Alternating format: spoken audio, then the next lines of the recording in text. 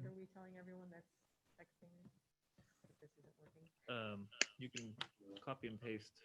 If you copy and paste the link that you got in your invite and send it to them, that'd work. Otherwise, take the link from the agenda and add a hyphen after Medfield and before net. Is that speaker going to work, or is it just going to make us crazy? No, I'm talking about the speaker. Yeah. Mine's off. Oh my God, that isn't even an echo. That's like my doppelganger coming out of there. Okay. Great. I just want to let you guys know, if you are on right now, we appreciate that you are waiting. It seems like the link on the town agenda was missing a character. So there are a lot of people in, but there are a lot of people we're trying to get in as well. So thank you for your patience, appreciate it. Oh, that was me speaking. Do we want to give it another couple minutes? Great.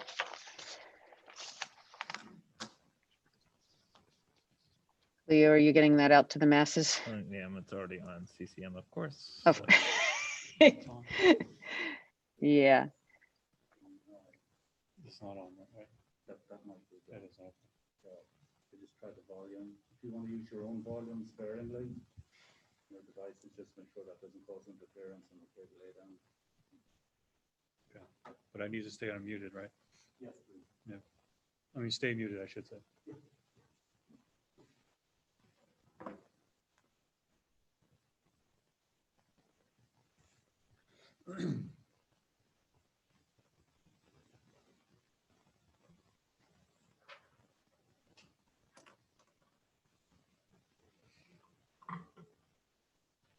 Yeah, 185. Yeah.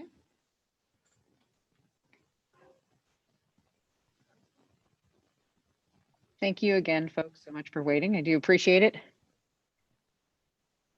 We're going to see if we can get some more people on here who have told us that they haven't been able to get in. And the link is now fixed on the town agenda.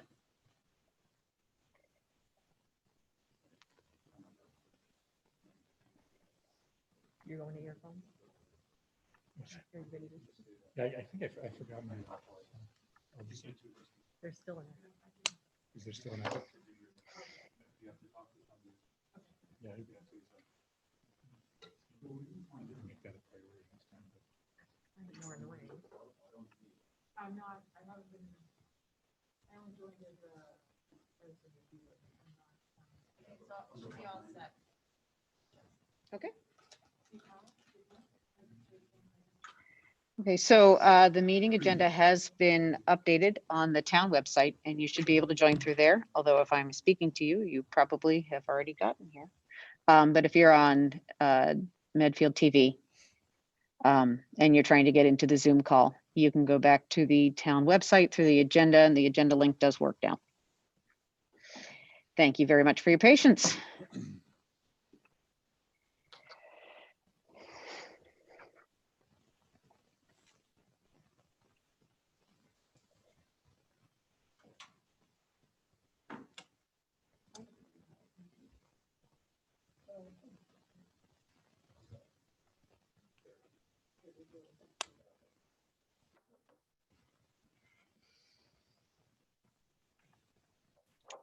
All right. Are you guys all set? Do we think we're good? Okay.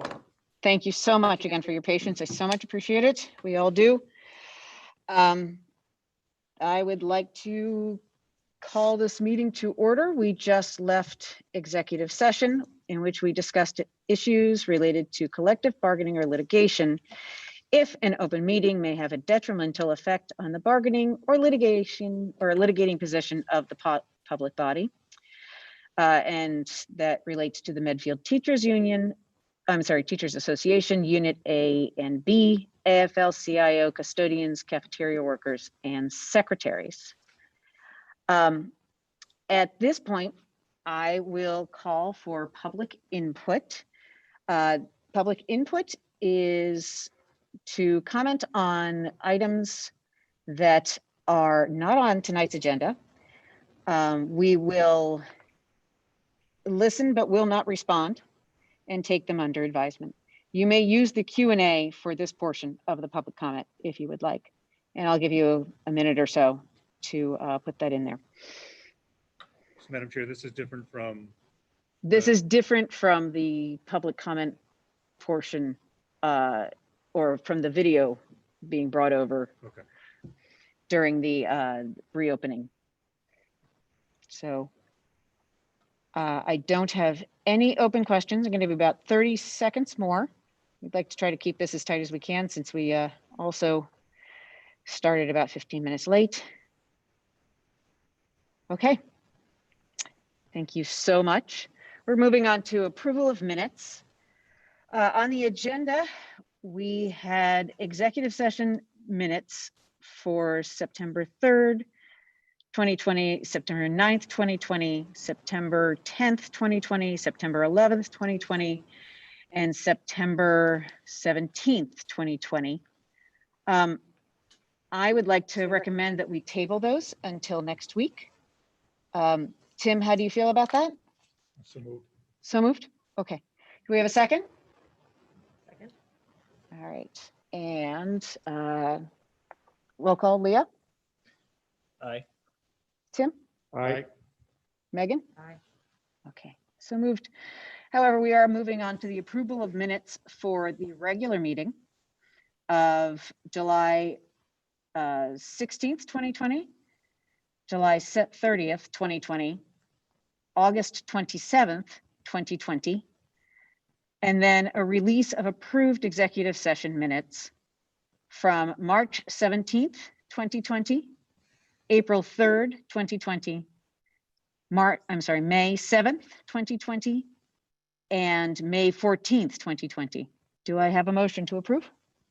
So moved. Motion by Tim, second by Megan. Aye.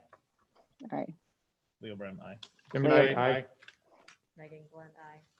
and Jessica Riley, aye. Thank you so much. I just want to let everyone know that we're going into new business and we're going to do the high school advisory. Do we have the kids on? So, okay. Okay.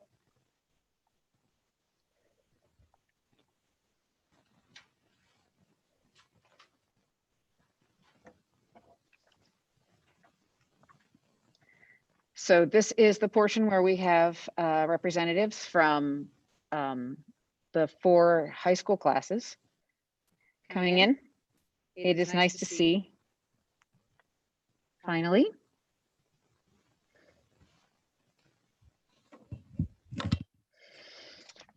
All right.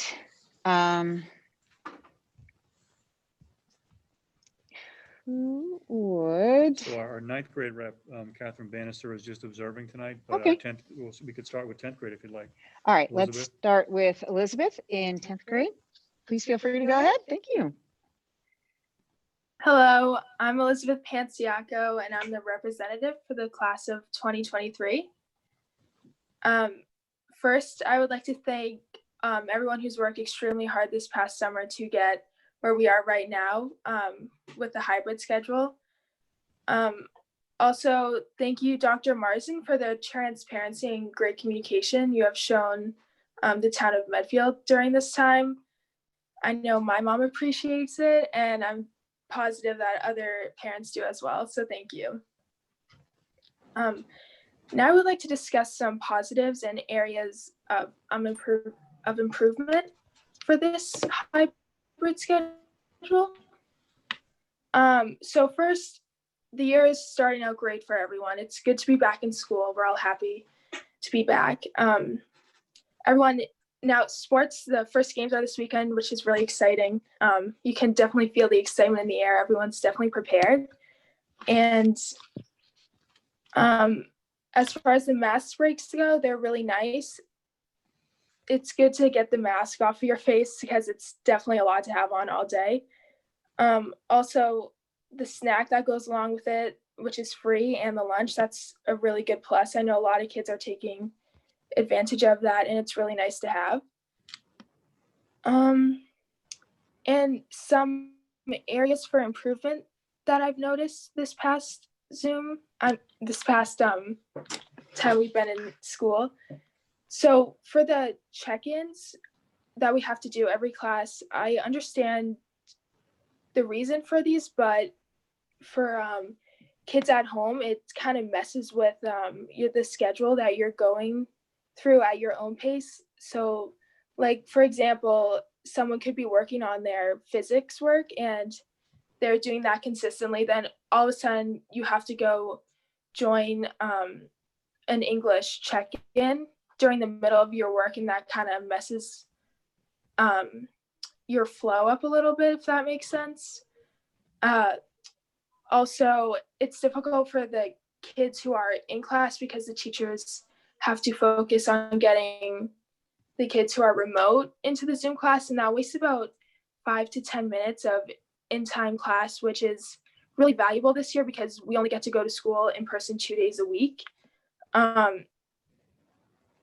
But if we to use these check-ins, we could use them for questions that we have that are necessary, or if the teacher just needs to go over something with the whole class so they don't want to repeat it. But the check-ins, they just don't really seem to be needed because it's just something that we don't really need to do throughout the day. And also so the class sign out to go to the bathroom, or if we have to go to the nurses to sign up for class. A lot of people suggested that it would be helpful to have that and the hybrid schedule on the Google Classroom that Mr. Sperling sent out with the attendance for remote days. I think it would be very helpful to have everything just in one place so kids don't have to scramble around looking for things. Yeah, that's all I have today. Thank you so much, and it's good to be back. Good to have you. Thanks, Elizabeth. Great feedback. Thank you so much. Thank you. Okay, so we will move on to the 11th grade rep. Are you? Hi, Carrie.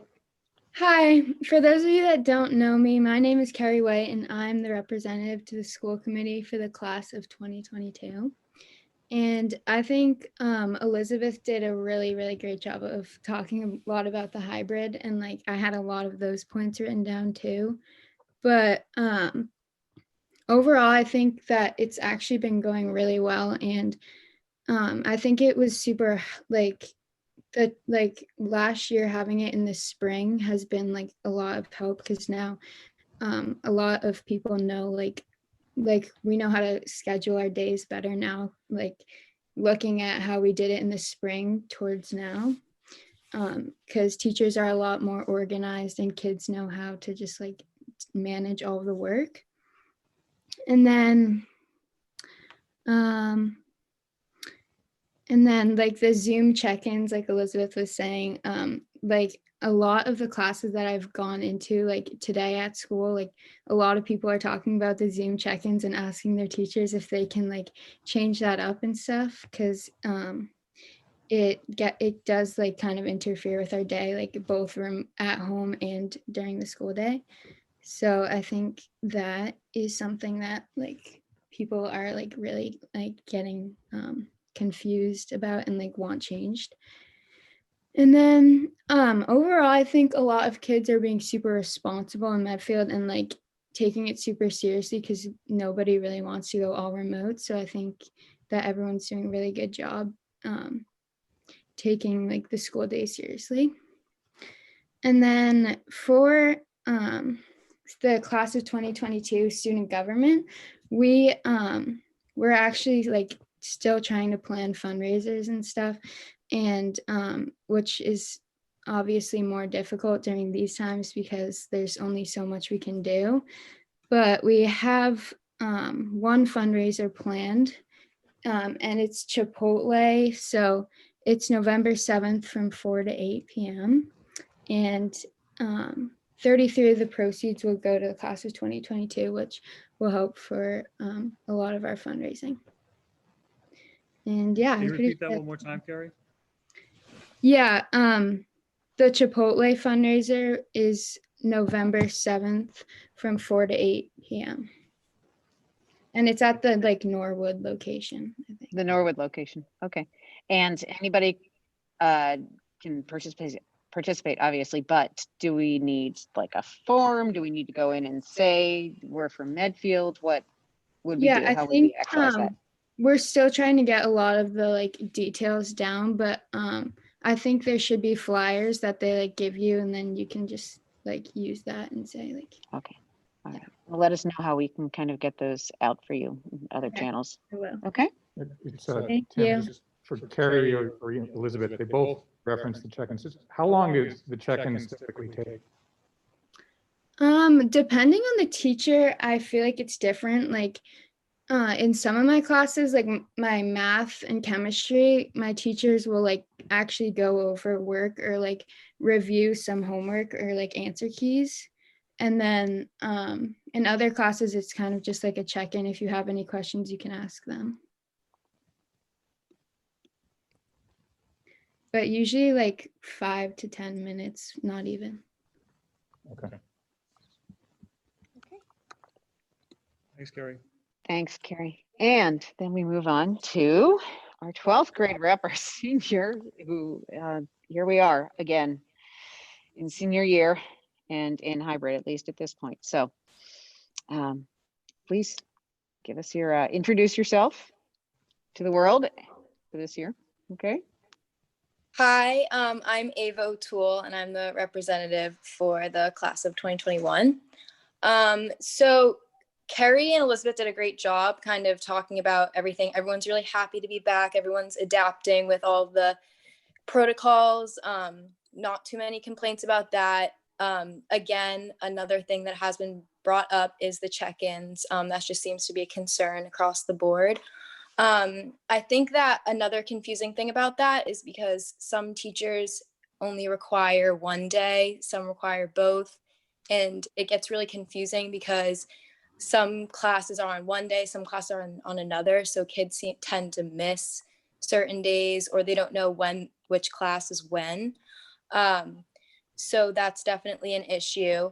And I think that also the expectations for each check-in are different. Like I know my Spanish class, we just have to type in the chat like our name and then we can leave. Whereas in other classes such as like math or anatomy, I'm in there for the whole class and it's like an actual live stream class. So I think that if there were clear expectations for each check-in, it might be a little bit more helpful. But if it's just for attendance, we're already taking attendance in the morning with our Google form. So I've heard it doesn't really seem to be the best way to go if we're just logging in for attendance, unless we're going to be there for the whole class.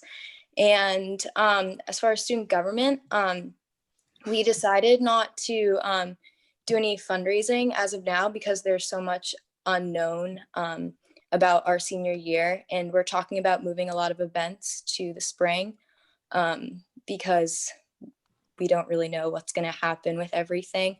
But yeah, a lot of things depend on what the spring has in store and where our funds go for that. So we're still waiting to see what happens with that. But yeah, that's all I got. Thank you, Eva. I just was curious for the three of you, and I know I've talked to Andrew about this as well. If you could replace the 5-minute check-in with something, what would be the model you'd like? I think that if it were just a 5-minute check-in, 5-minute check-ins are normally for attendance. So maybe if there were like a quick Google form, we just press that we're here. Because I know that when we were in school full time, we got logged for attendance for each class. So I could see why teachers want you to check in because they want to see if you're there for that class. But if that's the case, then I think that maybe a Google form would be quick and easy because it's not too disruptive like Elizabeth said, it's kind of disruptive to stop all your work and check in. Whereas if you just have to quick fill out a Google form where it records your email, shows you're here, it's beneficial for everyone. So I would tell you that the intent is not for attendance. So the intent is really to get a sense of where you are and set you up for that particular period and that particular subject. So knowing that, what would you replace that 5 minutes with?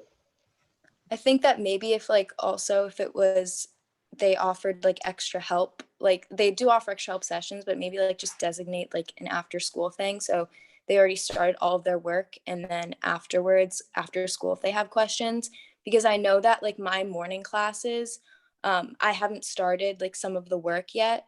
And during my check-ins, I haven't started the work, so I don't have any questions until after later on in the afternoon. So if we just replace the check-ins with like a whole extra help session, maybe at the end of the day for specific classes. Okay. Carrie, anything to add, Elizabeth? I'm trying to think of like, I didn't realize that it wasn't like just for attendance, but that makes sense how you should like be checking in on where you're at. Maybe like if like, I feel like if we're at home, like if we have a specific schedule for like when we're supposed to be doing classes, which I know would probably get like kind of difficult, but that could be like easier so you're not disrupting like another class during that time period, during that class period. Okay. Anything to add, Elizabeth? Yeah, I think they both said it perfectly. I wasn't really clear that it wasn't about attendance, because most of the check-ins I've been on, my teachers have just said, like, put your name in the chat, then you're free to leave. So it was kind of unclear to, but most of that, they do guide us on what to do, but just overall, I think everyone thought it was mainly for attendance. So I'll definitely tell all the people in my grade that it's mainly for guidance throughout the day. Well, no, it really helps to have that that feedback around kind of communicating what that time might be for. So I appreciate that very much. Anyone have any questions for these brave folks here right now? I am like, I'm not sure if like the teachers, like I don't think the teachers really communicated to us that very well. That like I find myself and like my classmates asking the teachers a lot, like what is the point of these check-ins? Like why do we need to do them? And I don't think that the teachers like never really seem to have like a consistent answer. So Okay. maybe, yeah, I'll like tell people that they're not really just for attendance, but yeah. Thank you. Thanks, Appreciate it. Carrie. Okay. The next thing is on the agenda is the performing arts update with Jason Bielek. So if you want to float him over, Owen.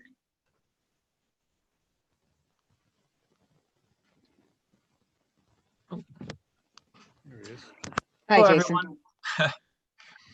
So I wanted to start off, obviously, I wanted to thank Dr. Marsden for the invitation.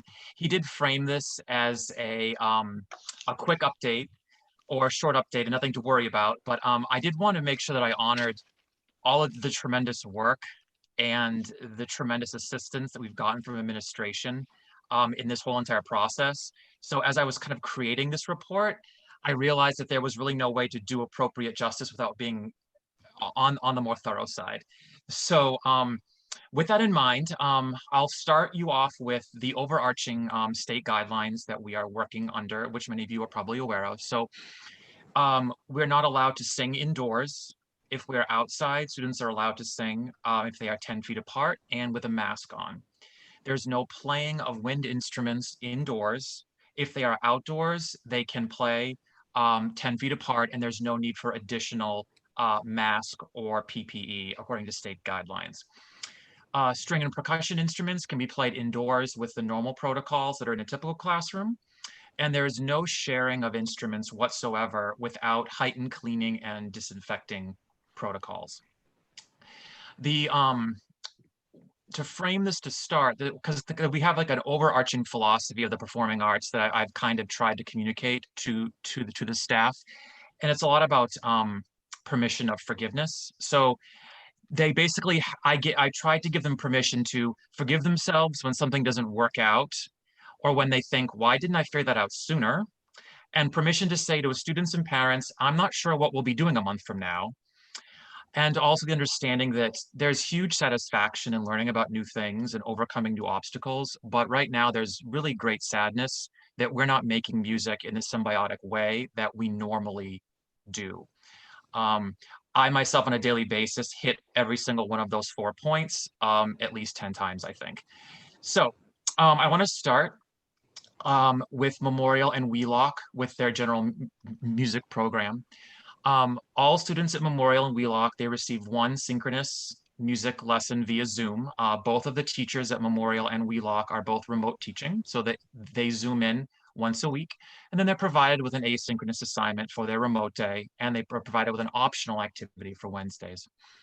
Typically at the elementary level, general music should consist primarily of singing, moving, and playing age-appropriate shared instruments. We have tremendous resources in Medfield, and the teachers have developed extremely rich curriculum to ensure that all the music frameworks are being addressed in normal times. At this time, all 3 of those typical activities are either specifically prohibited or effectively prohibited by the DESE guidelines. This makes the asynchronous assignment component very important, as the singing portion that they address in those asynchronous activities is a huge part of the curriculum that they normally would deliver.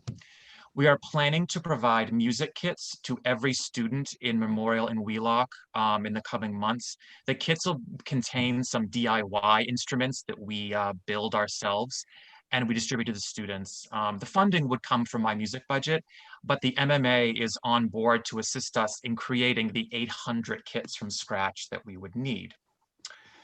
I'll move on to Dale Street, which is the biggest project of the year. So to start off at Dale Street, unfortunately, we're not offering band and orchestra lessons to grade 4 students this year. The decision was not made lightly, but the entire music staff in collaboration with administration is in agreement that our plan is the best we could come up with as students. So we have some reasons and considerations. I will also add that almost all of what I'm saying to you has been sent out to the parents of these schools. So this information should not be new to any parent of a student at Dale Street. So what we sent out about the grade 4 was that the current DESE guidelines prohibit playing band instruments, singing indoors, and limit class sizes. Additionally, the spacing guidelines don't allow us to use our typical lesson spaces.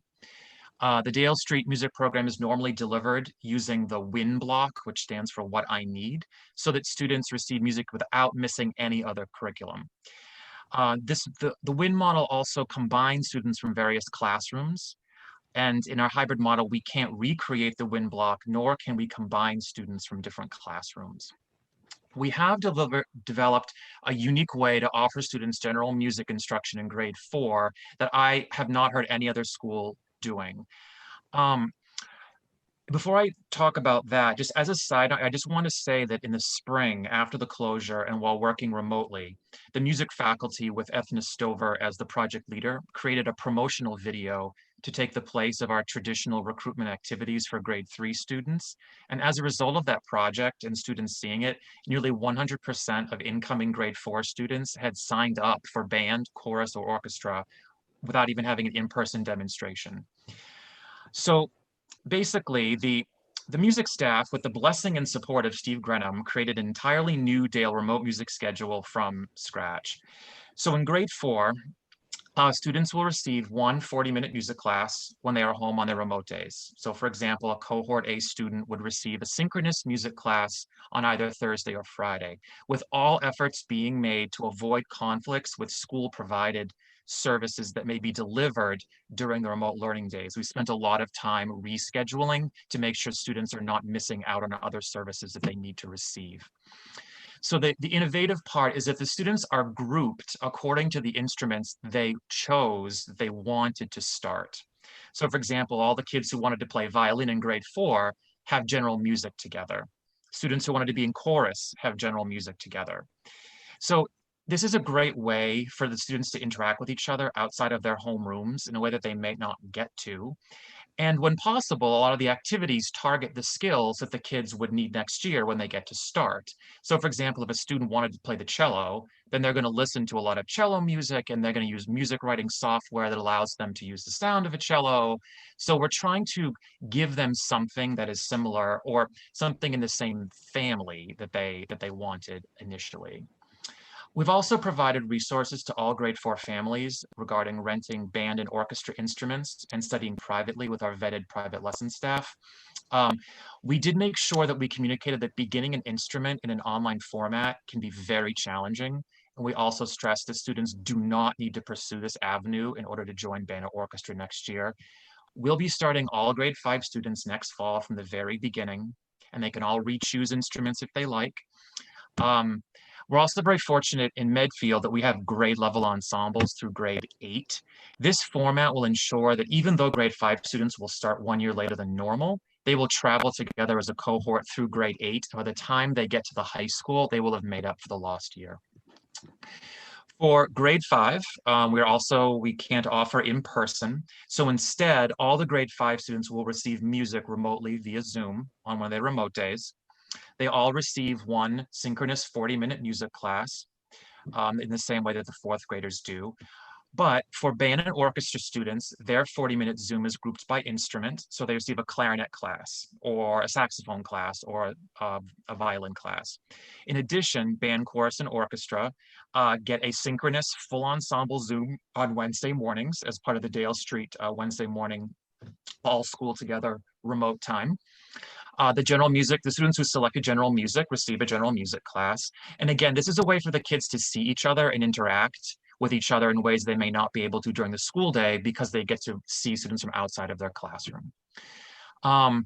Barbara Oxholm, Marina Sweeney, Kirsten Cole, and I worked together to create a special schedule for the cohort C students at Dale so that when they are in their when they're in school on their technical remote day, they all still receive a music class all together. They all have a Chromebook in front of them and they're all engaging in activities. So we've also been able to address those students. We've made arrangements to make sure that students who are in MAP, they can watch their classes and participate to the best of their abilities without disturbing the other students. So trying to make sure that everyone gets their music classes. At the high school in Blake, I want to extend a huge thanks to the administrators for all their open-mindedness and flexibility. We have really big cohort sizes. Even when I have half of my high school band, I still have 35 students at once. So we've needed big spaces and unique spaces, and everyone has been so open to figuring things out. I work with an ensemble outside of Medfield that meets outdoors on Fridays in Weston. There are students from 7 or 8 other high schools. And when I ask them, most of them are not getting to play at all with their school programs. There are many school districts who have decided that the effort that it takes to figure out performing ensembles this year is not worth the time, and they're simply not offering them. So we are in a really, really good position in Medfield that we are pursuing this, and the administration has been open to it. So for the high school and Blake orchestras, they're almost business as usual. They get to be in a regular classroom, spaced 6 feet apart with masks, and they get to play as normal. They're just half the kids at once. The bands and choruses require the most efforts because they cannot play or sing indoors.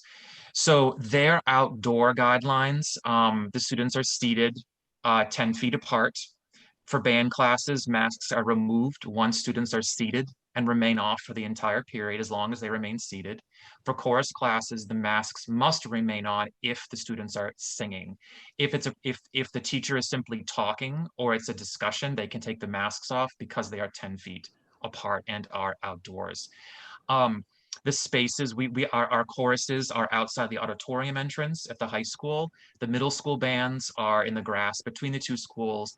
And if you have some free time at 11 a.m. Monday, Tuesday, Thursday, and Friday, you can see the high school band on the basketball court. And if you want to see my daily CrossFit workout, I push some chairs up and down the hill to set that up. So I would like to thank Medfield for getting me to 10,000 steps a day very easily. The students, when they're set up, they all must face the same direction. They cannot be in an arc. They cannot be facing each other. It looks just like an indoor classroom, but at 10-foot intervals. Wind instrument students, there is no sharing of instruments in any way, shape, or form. Percussion instruments that are shared between cohorts are wiped down and sterilized between uses. And the custodians are aware. They visit the various things and wand them with their special disinfecting wands. The after-school ensembles at Blake and the high school are running. The jazz choirs and jazz bands are meeting at the high school outside until it gets cold. At the high school, we're following the same protocols as athletics. So at the high school, cohorts can mix for athletics. So for jazz choir and jazz band, they are being allowed to mix, but outside only. The chamber orchestras are also meeting at the high school. They're going to be actually be able to meet in person, indoors, following guidelines. So that will be great. At the middle school, they do not allow mixing of cohorts, so those ensembles will not be mixed either. The district, through district funding, we have secured learning platforms, our student accounts and staff licenses for a variety of learning platforms. So elementary general music have been provided with accounts for Music Play Online. All band and orchestra students in grades 5 to 12 have been provided with accounts for 2 platforms, Sight Reading Factory and Smart Music. All choral students in grades 5 to 12 have been provided with accounts for Noteflight Learn. For media, all the ensembles are going to try to push out virtual and recorded versions of pieces on a regular basis. If you have seen that Lean On Me project last spring that Ryan Dexter put together, just to put that in perspective, that's a 3-minute and 43-second piece. And it took Ryan Dexter 100 hours to put it together between training and editing. So he says now he could do it in about 50. So for those projects, it takes an immense amount of time, as we are not professional recording, like we are not professional like audio visual engineers. So it takes time, but we're going to try really hard to push them out. Our private lesson program is not happening on site. However, we're facilitating partnerships where we are just giving the contact information for vetted private lesson staff and providing that information to parents so that they can make arrangements with those people on their own, but it is completely independent of us. I have 2 theater updates. So for Blake Theater, from Tracy Allen, she sent me the following. She says a lot of planning has gone into making sure that anyone who wants to do theater can do it within the health and safety parameters set up by the district. The plan is to do 7 shows, as well as have a weekly theater club experience on Wednesday. 4 of the shows will have in-person rehearsals by cohort and an in-person set crew by cohort. The other 3 will be virtual. They have kids from all four cohorts involved, and the set crew participants will have their own materials and be responsible for 1 to 2 pieces each show. From the high school theater, Andrea McCoy has sent this. They had 33 students audition for the fall project, which is 10 more than it was last year, and 37 students signed up for tech. They remain committed to being a no cuts program and are adapting to COVID constraints and so they're adapting to the COVID constraints and high interest, even though. They have 3 fall projects. They have a 9th grade product, and they're doing an 8-week Zoom acting fundamentals class. They're doing a play called Mary Rose, directed by Andrea McCoy. They're doing The Telltale Heart, student directed by Nicole Mulready. They are creating the scripts from scratch for both films to address the guidelines that are in place. They rehearse via Zoom, but are preparing to film in small groups at 3 locations with social distancing and other guidelines being followed. So that is basically my rundown of what is happening with the performing arts in Medfield as of right now. Great. Thank you so much, Jason. I do Thanks, appreciate it. Jason. It was Thank you for very having me. thorough, and I am absolutely astounded by how much time and how much thought has gone into just trying to bring some sense of, I wouldn't call it normalcy because we should never call this normal, but some sense of music into the students, you know, that this continues to be an important part of our programming. In July, I was having a conversation with Robert Parga on the phone, and I did say to him at that time that I felt that there could be very few places better than Medfield to be. Not that we want to be in this situation, but the resources of the district combined with the creativity of the teachers and the trust the administration has in that, and the love the kids have of it, really, I felt that if anyone had a chance of doing this, it would be us. And so that's kind of, I feel like a month in, you know, like I had a teacher ask me how I was doing, and I said, I'm doing good. She said, well, you're the first person to say that. But I really don't, it's new, it's difficult, but I really do believe that we're doing the absolute best that we could do, and that we would be doing good in any district. Great. Thank you, Thanks for all your Jason. hard work, Jason, and all the staff. All right. Does anybody have any questions for Jason while we're here, or? Thank you. Thank you. Okay. Oh, I'm not supposed to mute myself, sorry. The next thing that we are doing is the reopening and closing metrics with Stephen Reich. What I would like to do, though, is note at this point that while this is new business, I think that this conversation so obviously meshes with the school reopening update in old business that I would like to bring the old business agenda item up right after Stephen's kind of conversation with us. So we'll be rearranging the agenda a little bit and then going back to old business and going through as we would.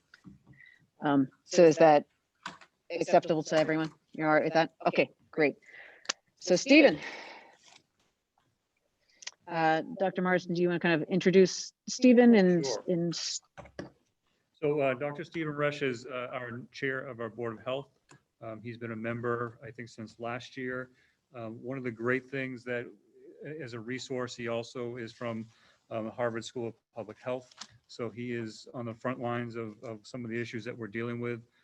He has a great mind for this stuff and a great mind for looking at metrics and trying to figure out solutions for us and help us, and has been extremely supportive during this entire process. He and I met earlier this week, and we started to look at some of the DPH metrics that we sometimes call the stoplight metrics that come out every Wednesday, and just try to get a sense of, where we were as a community, and our numbers continue to be, knock on wood, continue to be really, really strong.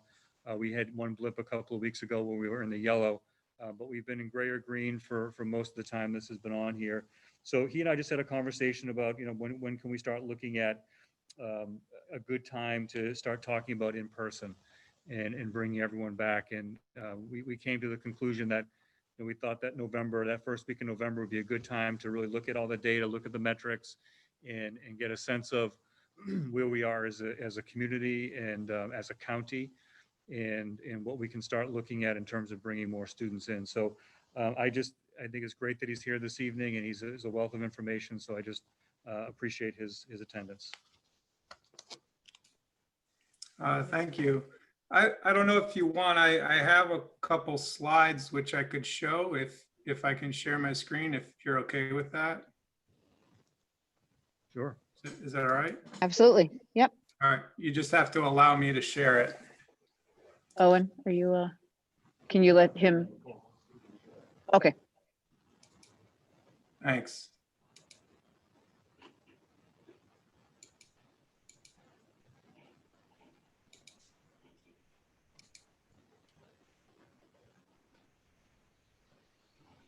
Let's see. Hang on. And maybe while you're getting this set up, I'll remind people that we are not taking questions right now.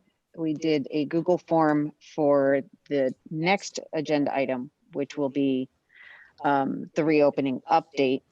We got 214 comments, I think, off of that. And we have a few people who are interested in presenting by video their comments.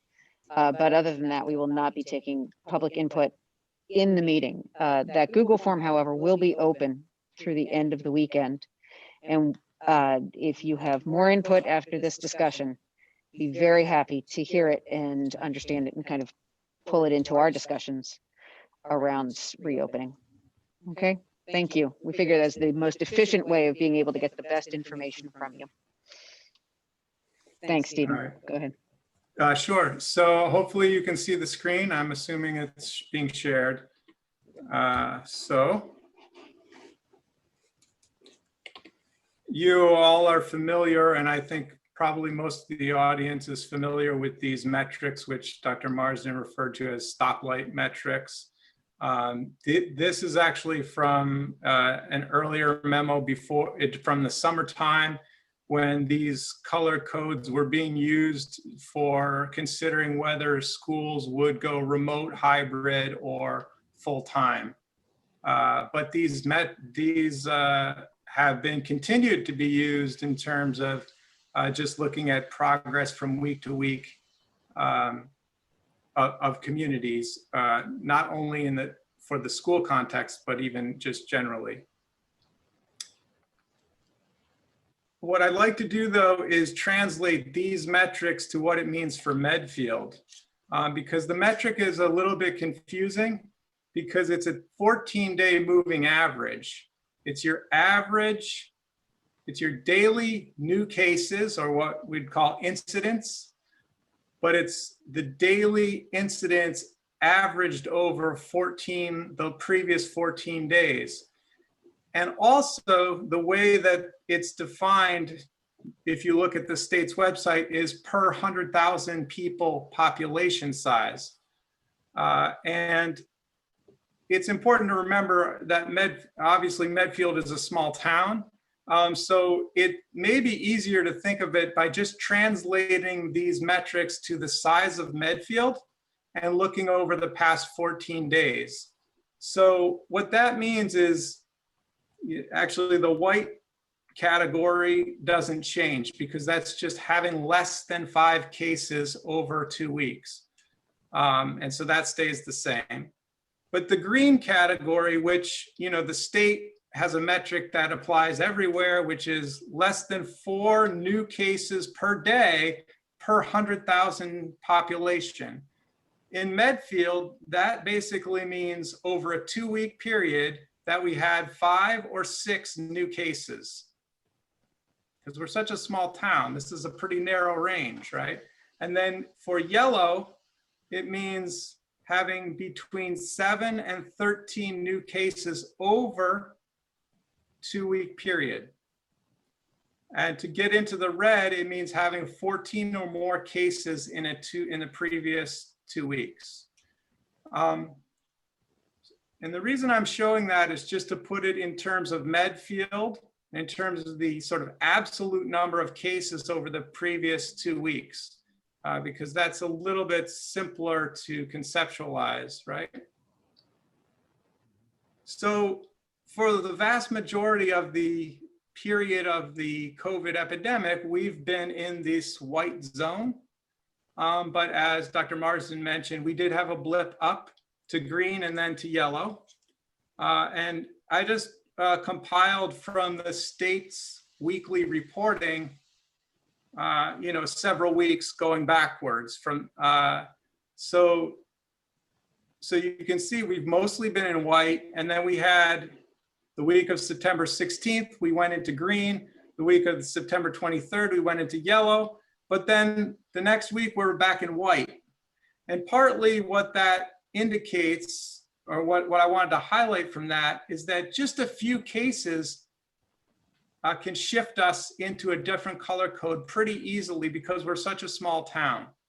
And there's a little bit of volatility in this that you wouldn't necessarily see so much of if you were in a much bigger town. The other thing I want to just mention is this data isn't perfect. So, you know, the raw data is a little messy. There are situations where cases are assigned to a town, you know, but then it's discovered, and that's usually based on the fact that the person who was tested gave Medfield as their address when they were tested. But then upon investigating the case, it can be determined that the person actually wasn't in Medfield when they contracted the COVID or when they got tested. Maybe they're away at college or something like that. And that actually, those cases then would get reassigned to the appropriate jurisdiction. And there can be other kinds of noisiness in the data as I understand it. And some of the red numbers are some of the inconsistencies that I've seen in the data that don't totally make sense. Like, you know, having 2 new cases, but your cumulative number only goes up by 1. So maybe there was some reclassification, or I don't know. But the point is, this data isn't flawless. There are some issues with it. If you like things graphically, I just plotted the same data over time. And there you can see we had this sort of period of a few weeks where we seemed to be trending up, but we also very rapidly came back down. And in terms of absolute numbers of cases, this is still very small potatoes. So I just wanted to highlight that, you know, in absolute numbers, a few cases can make us go up a zone pretty fast, and that the data is a bit noisy.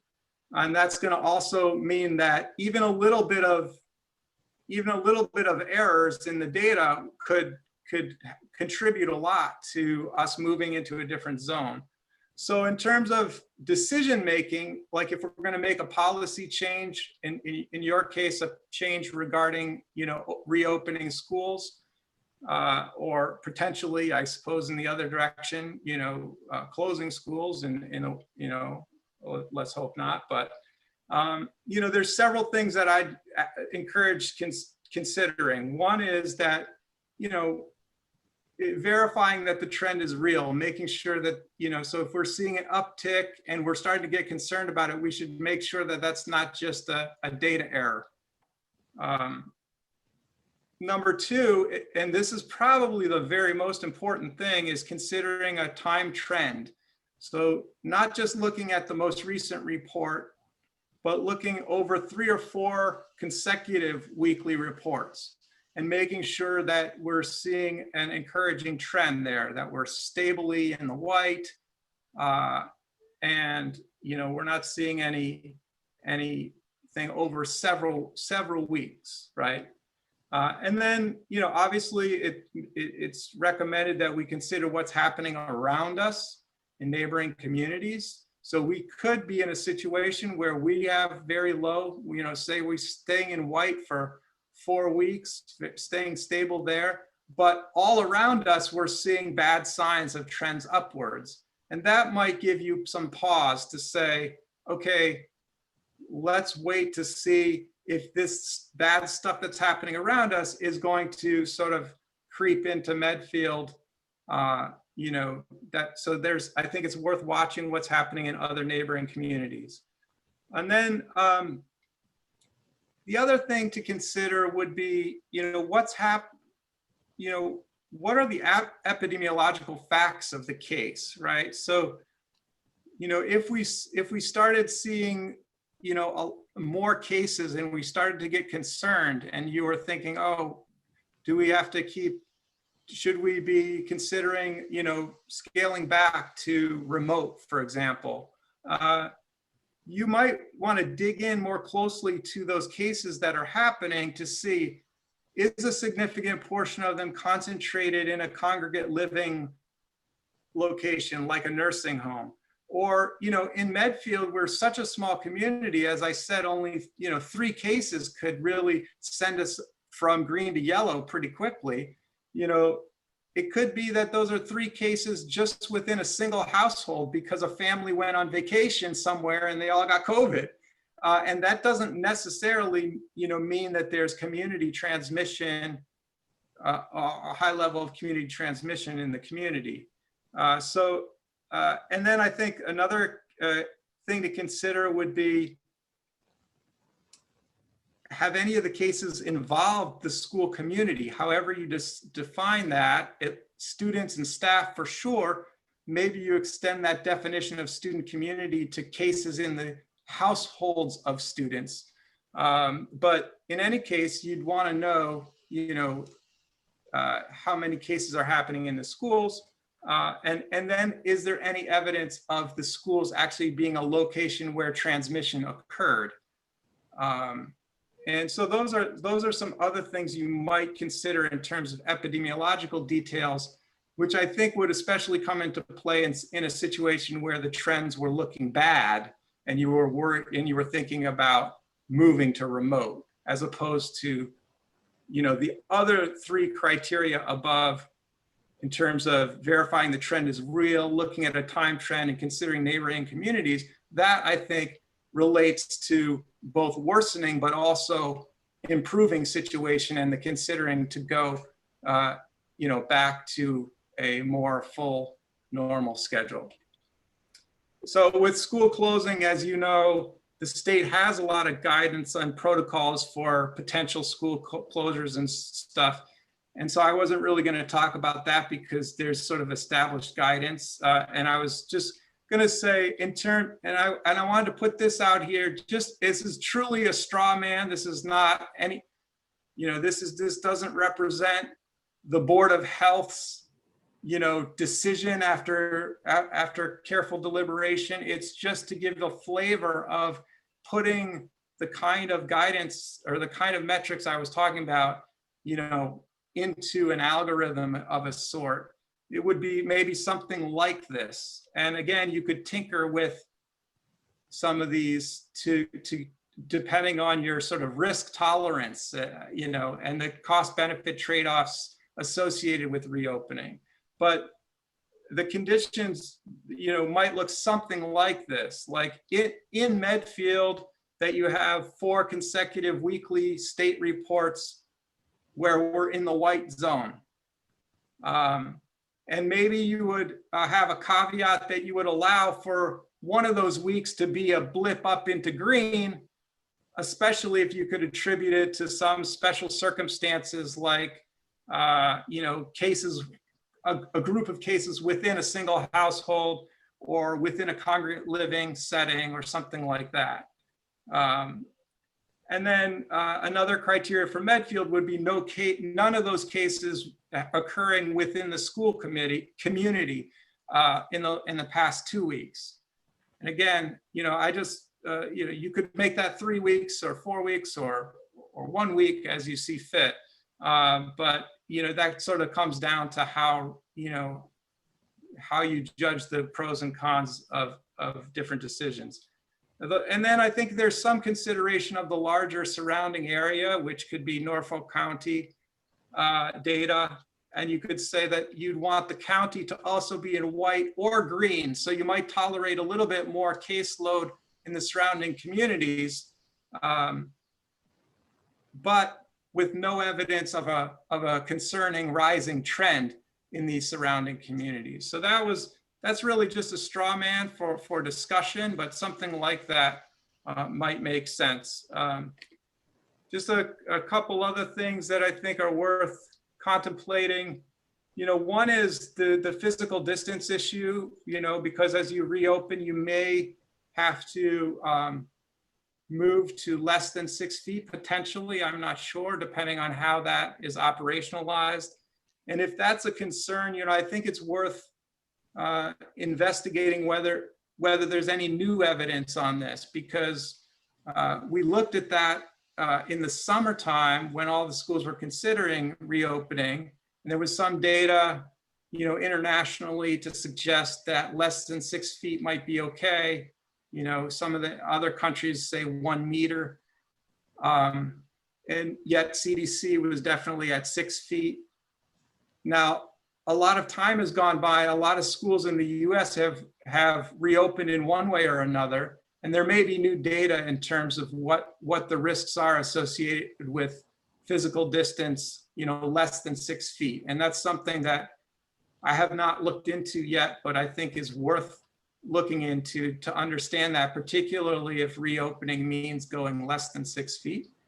And along with that, I think understanding if you did have to move to having more people in a building simultaneously, then understanding how the compliance level has been within the schools in terms of COVID protocols like mask wearing and hand sanitizing and physical distancing. If that's been very high and for a sustained period, then you may be less concerned about adding people to the building, because and if you've had lower compliance with those things, then you may be more hesitant to add people to the building.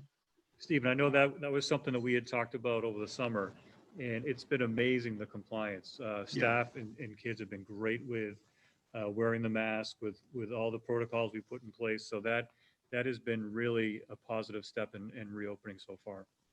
And so that might lead you to say, when we were talking in the summer about 3 feet versus 6 feet, or going less than 6 feet, there was a lot of uncertainty at that time, partly about the evidence of transmission risk, which we may have more information about now. And the other thing we had a lot of uncertainty about was what the level of compliance would be. How well would these protocols work? And now we may know a lot more about that. As you're saying, it seems to be working well. And that might lead you to say, well, I'm less worried. I know I can achieve a high level of compliance, so maybe I can tolerate more people in the building. So that's what I mean by that, considering, what we've learned that we didn't know in the summer. The other thing to mention is that this sort of super spreader phenomenon that's starting to appear, that, there does seem to be this, some people have been, scientists have been looking at this and talking about how, it seems like there are these very bad episodes, these situations where, a few people or one person transmits a lot, and yet a large portion of COVID cases don't transmit to anyone. So, and that's very different than the flu. But it is consistent with other coronaviruses. And what that means, I don't know how you think about that as a school committee or as a school system, but what it means is that if you have a bad outcome as a result of reopening, it's likely to be really bad. But it's maybe less likely that there's going to be a bad outcome, if that makes sense. So basically you're either going to have, if you end up having transmission, it's more likely that you have a lot of transmission rather than, drips and drabs. I think it's, I don't think there's anything that suggests that the winter would make things better. I think, so, that's something to consider too, is that the winter is probably going to, if anything, if it has any impact, it's probably going to make things a little worse. It's Stephen, that's due to the fact that the air is drier and people spend more time inside. Exactly. Both things, right? People spend more time inside, and it is true also that the virus survives better in dry environments. I don't know how much that really drives transmission, but there's nothing about winter that really would suggest that things are going to go in a good direction that I can see anyways. And then my last point would just be like, obviously, proceeding incrementally, if there's a way to proceed incrementally, that kind of mitigates your risk. So, if there's a thought of reopening in a single building or lower grades first, or even a sub part of a building, a few classes or what have you, you're going to gain information from that, and find out over 4-6 weeks, does that work? Did you have, is it, and then take the next step toward more reopening potentially. But that last point is starting to get out of my, Board of Health role, just to note that, it's more about how you operationalize it. But I do think, you would probably, just like we know more now than we knew in the summer, you'll learn something from reopening partial, some buildings or some classes, that can steer your further decision making. That's all I have on slides. Or in prepared remarks, that's all I've got. All right. I think I'd like to open, Stephen, if this is okay to you and Dr. Marston, if we can kind of have the committee and Dr. Marston ask you specific questions about things that we've heard in that presentation. I know I have a couple. Dr. Marston, you have remarks or comments about anything? Just a couple of comments that I have is that space continues to be an issue for us. And I think that Stephen brought it up with the 6 feet physical distancing. We can't fit our kids in any of our buildings at 6 feet. So we've done all the analysis, we've gone through it. We can only do 11 to 13 desks in any one of our classrooms, depending on what school. So for us, it's a non-starter if we keep at 6 feet to reopen. So that's one of our major issues. The other one is looking at transportation. So I had a meeting with Commissioner Riley today and a few other superintendents, just talking about the transportation piece, one of the items we talked about. There's no relief coming from those regulations, which only allow us to have 24 kids on a 72 passenger bus. And that's a real issue for us if we want to look at reopening either as a school or grade level or how we do it. So that's a part that's a challenge that we need to overcome in order to do this. He has had conversations with the medical staff that is given DESE and the state guidance and all that. They're not willing to move on that yet. I think they're still considering what the implications would be if more than 24 students are on the bus and they bring that physical distancing down, but they're just not there yet. So they're continuing that conversation. I think those are the two major, things that are coming out. I've gotten some feedback from parents around Dover's opening up and Sherburne's opening up and those kinds of things. And I think one of the things, everything is contextual with this. So if you look at one of the things that they chose to do in their reopening plan in the summer was to pick some arbitrary dates that they would look at. We chose to see how the virus was going, see how we implemented a hybrid, and then have conversations like, Stephen and I had, what we had tonight with Stephen, and then going forward with the Board of Health as a way of looking at it. So I think one of the things that when you look at Dover and Sherburne, one of the things they have going for them at this point is their schools are really small and their class sizes are really small. So I spoke with the superintendent this week, and as you guys know, we're all really close superintendents, a pretty tight-knit group, especially in this area. And one of the things that he can do that we can is that when you have 14 or 15 kids in the classroom, then, that certainly makes it a lot easier. We have 21, 22 in our grade level. So I think that's something to keep in mind, that everything is contextual in terms of what building space people have. Like, for instance, Medway was able to have their K1 in. There's an echo on your mic. There's an echo on my mic? Yeah. Oh. So one of the things that, I'm just trying to get to shut this off here. One of the things that, Medway was able to do, they had 5, 6, 7, 8 open classrooms within their district where they could hire additional people, split the kids up and put K-1 in full time. We don't have that luxury. So I know that folks work with other people from other towns and they hear this and that. Everything is done in a way that is best for what we can do in our buildings and how we can staff and how we can put safely the amount of kids we can put in. But we can't all of a sudden add space and have 5 or 6 or 7 extra classrooms like a district that has declining enrollment that has that kind of space. So I just think it's important for people to understand that, this is something that I think we all, I mean, I would open up, if we could, I'd have those kids in there full-time tomorrow. I mean, I think we know that's best for kids. We know that's what we want to do. The teachers want to be with their kids all the time.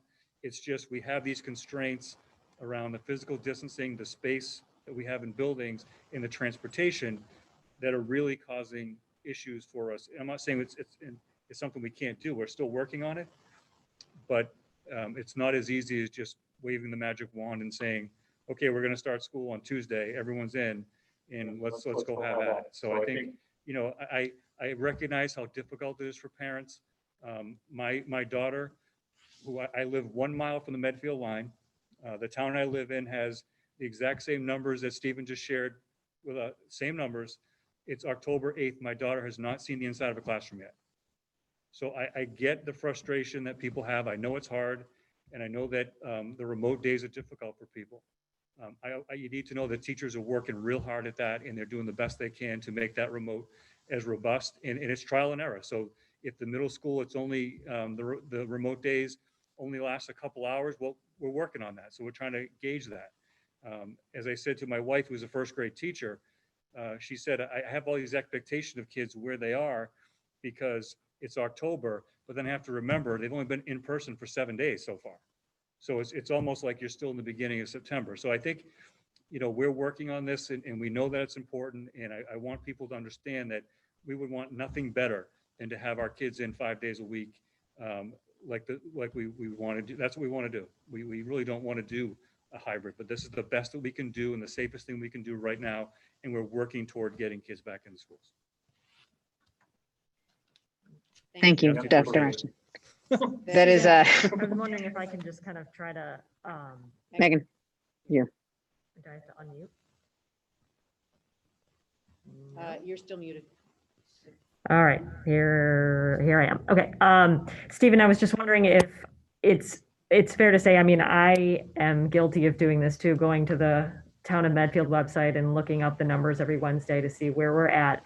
But would it be correct to assume from the presentation that you just gave that really the number of cases is only one small piece of the puzzle, and there is no really magic number that once we hit, we can say, oh, okay, we can go fully in person, because it's just one piece of the otherwise trends that you need to follow as far, and also the context in which, like you said, if it's just within one family or a nursing home.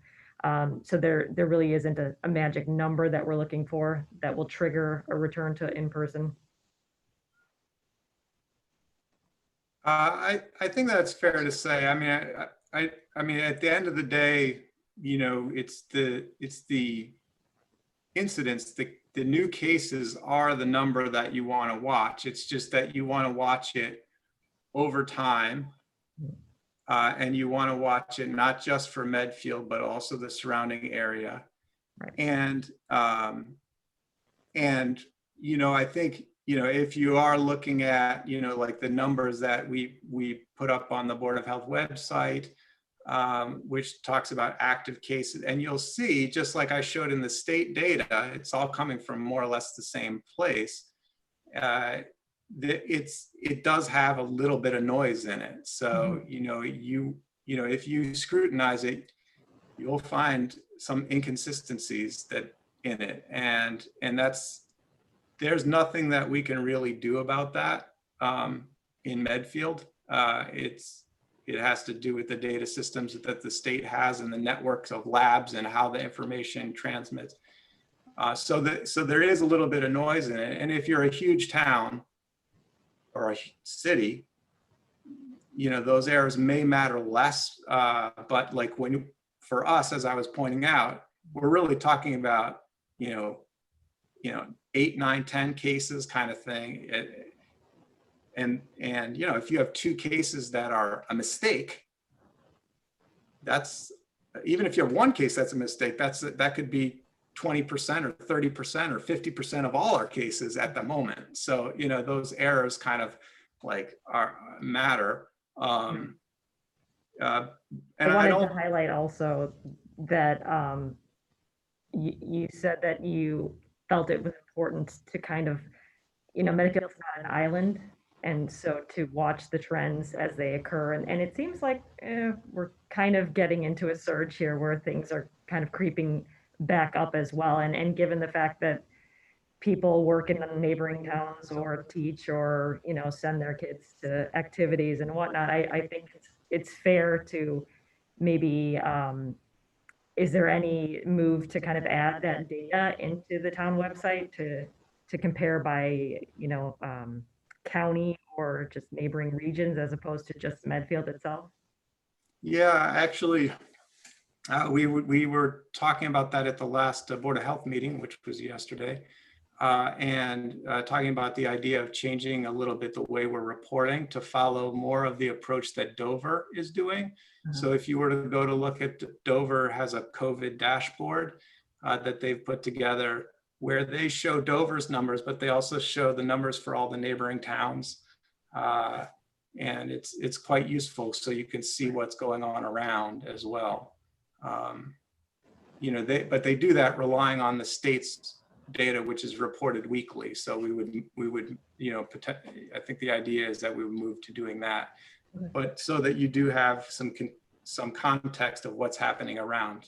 It's certainly the case if you had some significant trends upwards around you, you might not want to rush. You might want to wait another week or two to see if that's going to come into Medfield, because that's entirely possible for the reasons you said. Right. And finally, my last question, and stop me if this is information I'm not privy to, but I know we went up into the yellow zone a few weeks ago, and I assume because we didn't pivot and we didn't hear of a catastrophic super spreader, that was an instance in which it was isolated in a home or something that wasn't deemed to have been spread in Medfield? Yeah, so the Board of Health doesn't get that detailed information from our contracted VNA unless it's on a need to know basis. So if it's determined that we need more of that information in order to act, then some of those details could be made available to us. But because of HIPAA type regulations, that's not routinely shared with us. So in that case, I don't know the answer exactly to who those cases were and so forth.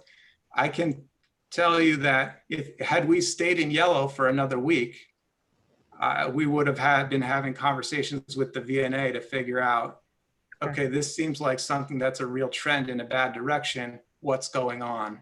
Okay. Thank you.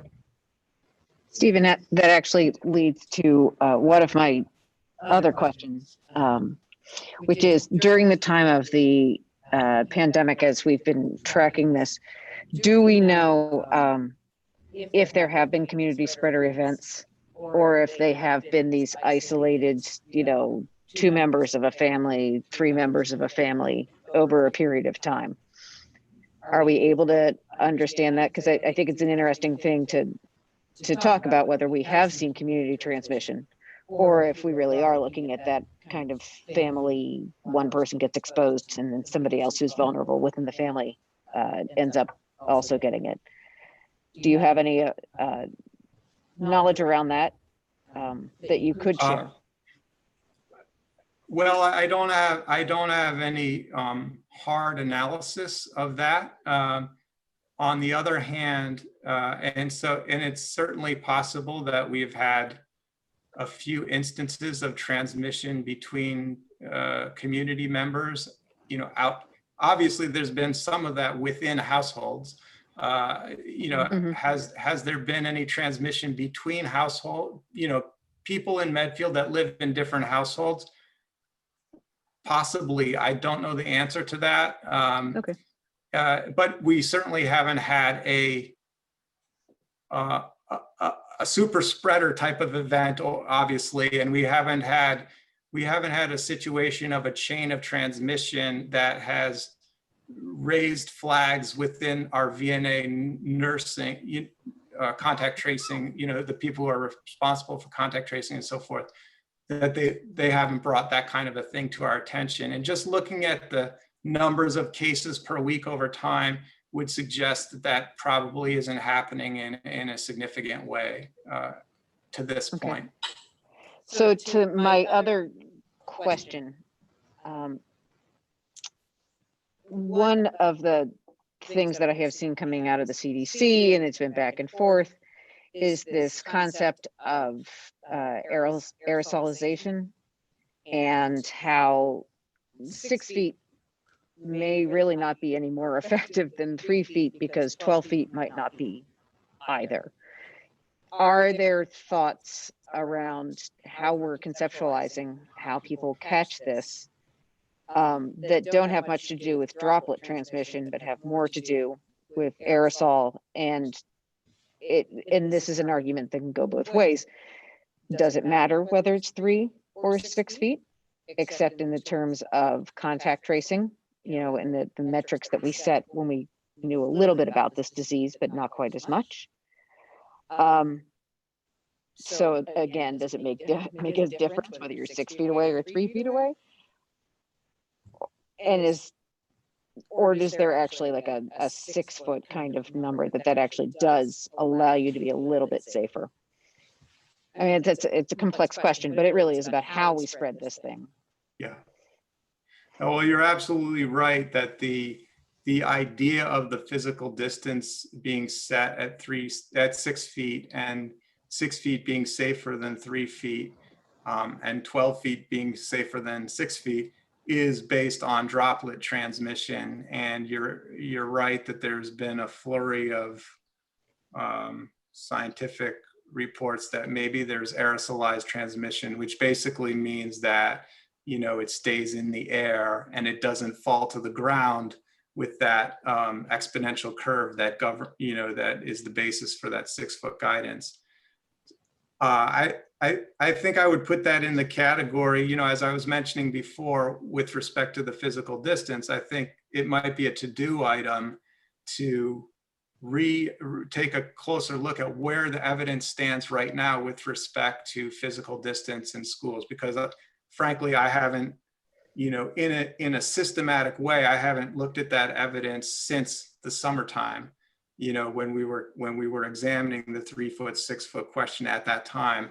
But there may be new evidence, partly related to the aerosolized transmission and what does that mean for physical distancing, and partly there just might be more information about, whether some schools in some places are having good success at a 3 foot distance, and so we should look at those things. But that, I don't know the answer to those questions tonight. Okay, no, that's Steve, fine. I is just it wanted to W? make sure they're out there. No, that's fine. Can I have one more? Oh, yeah. One more quickie. Norfolk County is a very big place, and much of Norfolk County does not reflect Medfield. I mean, it's just geographically a very large place. There are many different kind of pockets of it, and there's a lot of variation in sizes of community. And yet Norfolk County has not been looking so hot lately. So I think that your point to kind of where Dover has this kind of specialized dashboard around the kind of surrounding communities that are very close or within, 2 or 3 communities, is important. But I also think that there's a part when we're making this decision, when we start to think about where our workforce is going, now that offices are starting to open up, now that we are possibly, 20% of our community, and this is, I know this from the townwide master plan, 20% of our community works and commutes into Boston. If we start going back en masse, because I know that there's been kind of a push from a lot of corporations to start getting people back into the office. Obviously, we're going to be kind of having to look at that and trying to figure out a way to monitor how much outflow and then coming back in at the end of the day. that there is, and whether that unfortunately increases at the same time as the winter increases and we're at some more risk for transmission. So, and that isn't putting kibosh on any of this, and simply saying that it's going to be a much more nuanced kind of decision that we're going to have to be watching very closely, right? We're going to have to be watching transmissions, and we're going to have to be watching what happens, because positive tests tend to almost be a lagging indicator, you know, and that's the part that, you know, it's almost like closing the barn door after the horse gets out. So then we have to make sure that we have community supports in place in which we can be getting testing on demand, and that it's getting back to us right away, and that it's in town, so that we can be really sure that we're able to stop anything that could potentially be happening in the schools. And those are the things I think that we all have to be thinking about as we're thinking about this decision, as we're thinking about the risk of having kids out of school too, because we understand there is a risk to that, and it's enormous. But it is a tremendously nuanced decision, and it's a hard one to think about. So it's probably less of a question than a spiel, but it helps me think about really how we have to be really putting this decision together for all of us as we're putting this other. So I guess my question is from Dr. I'm Martin sorry. and for Stephen. So the guideline on 6 feet separation is just that, a guideline, and it is up to our determination on what's safe. And I guess my question would be is, Stephen, what would your recommendation be as far as research? That's a large undertaking, I guess, for a public volunteer body to make a determination. So would you have recommendations of places to look for this kind of feedback or research? Yeah, so I mean, I think it's just a matter of sort of, obviously the CDC and even DESE to some extent did a bit of a literature review, synthesized the evidence that existed during the summertime when this issue was in the foreground. And I think in part probably to try and support the idea of a 3 foot as a minimum, right? At the same time that CDC was saying 6 foot, but a lot of places in Europe were saying 1 meter. And there was and so I don't know that, so all I'm saying is, I don't know whether the people compiling that information at the CDC or at DESE or other places are potentially, there are updated systematic reviews or systematic synthesis of the evidence that we know, or new studies that are have been brought forward since that time, and they may point more toward 6 feet or more toward 3 feet. I don't know. And I'm not suggesting that we have or do our own sort of ground up systematic review. I'm just saying, I think it's worth finding out by looking at resources like the CDC, like DESE or other, and obviously I work in academia. I mean, in public health, there may, I could find out if there's new evidence in that regard.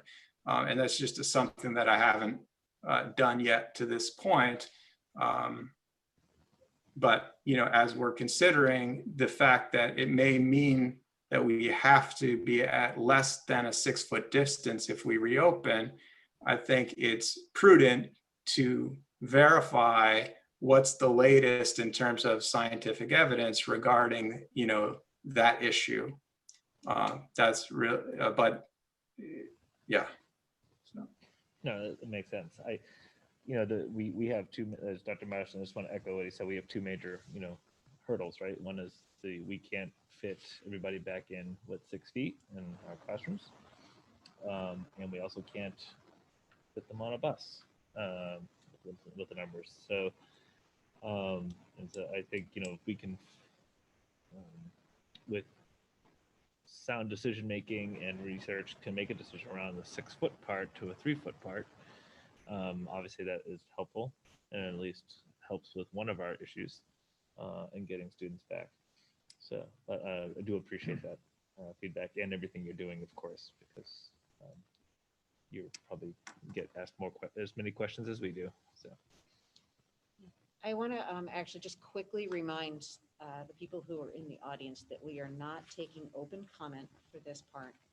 And I also want to thank you for your patience. I saw that, somebody felt as though we were dragging this out, and I appreciate that. But this is the only time within an open meeting that we are able to all get together, talk about this, and have this resource in front of you. So this is about the safety of your kids and mine.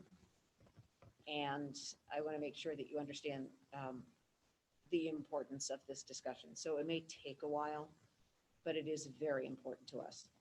And we will move on with the agenda items. But this is really the only time we are able to get information in this way. I just talked. Okay. I'm sorry. Was everybody able to hear that? I heard it. Okay. Thank you.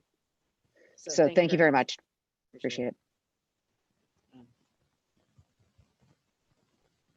Do we have further questions for Stephen at this point? Steph?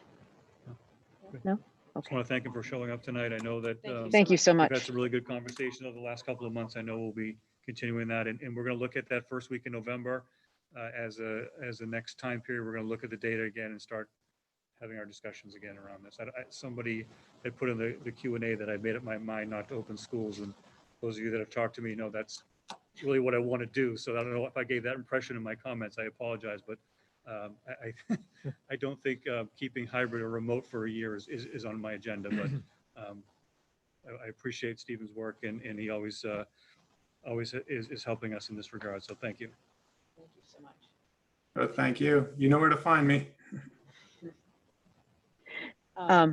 Thank you. So what I'd like to do now is to go to the agenda item that is old business, which is the school reopening update. And I don't know, Dr. Marsden, if you wanted to make a couple of comments first around that. Sure. Yeah, I appreciate the feedback. I think we received, 214 last time I checked, a couple of duplicates in there, but definitely over 200, which was great to see. From my perspective, no surprises there. 3 overall themes. Number one being the in-person days are going really, really well. The remote days are not. So that's been very, very clear. And that is the theme that weaves throughout almost all of the comments that we have. The other is, when are we going to reopen, and are there metrics, and how are we going to do that? I think we took some time here tonight to address some of those issues and show you what we're doing with that and have that conversation that we just had. So that's important. And the last one is about busing. And we know that busing has been really difficult for folks. And we had at our last school committee meeting, I think we had 178 on the waiting list. Michael, what's that down to? 75 right now. So we've reduced that by 100. We do have another bus that we have put on for elementary. The problem is that we are waiting for a driver to be assigned to that. They're down a driver at our bus company. So, that will bring it down even more. So we're happy about that. But I really appreciate there's been so many people that have been very, very patient and in this. And have, one of the things that the Department of Ed in our meeting today, they reiterated is that they really want people to carpool and try to use as less, bus transportation as possible. And I know that's not always possible for people, but I just appreciate, I know there are some people that have made some sacrifices around that. It's also vaguely ironic that we can't get more than 24 kids on a bus, but they're okay with us picking up kids around the neighborhood. But I didn't say it. I didn't say it. Well, Okay. they're thinking about keeping cohorts together, right? So on the same days, doing that. So I think those were the main themes that came out from what we've seen. I know it's going to be open over the weekend, so there may be some other things that come out, but I was almost, and you guys have all seen it too, and those are pretty much, what we're looking at. So that's all I have, Madam Chair, on that. The next thing I would like to do, actually, Andrew, you have been waiting so patiently. Andrew Barrett is our student representative to the school committee this year.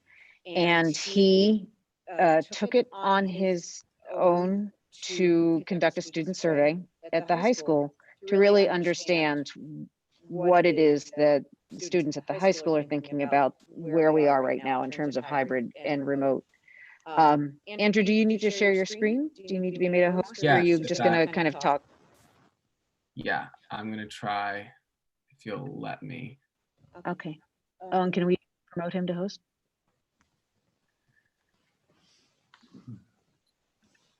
Okay.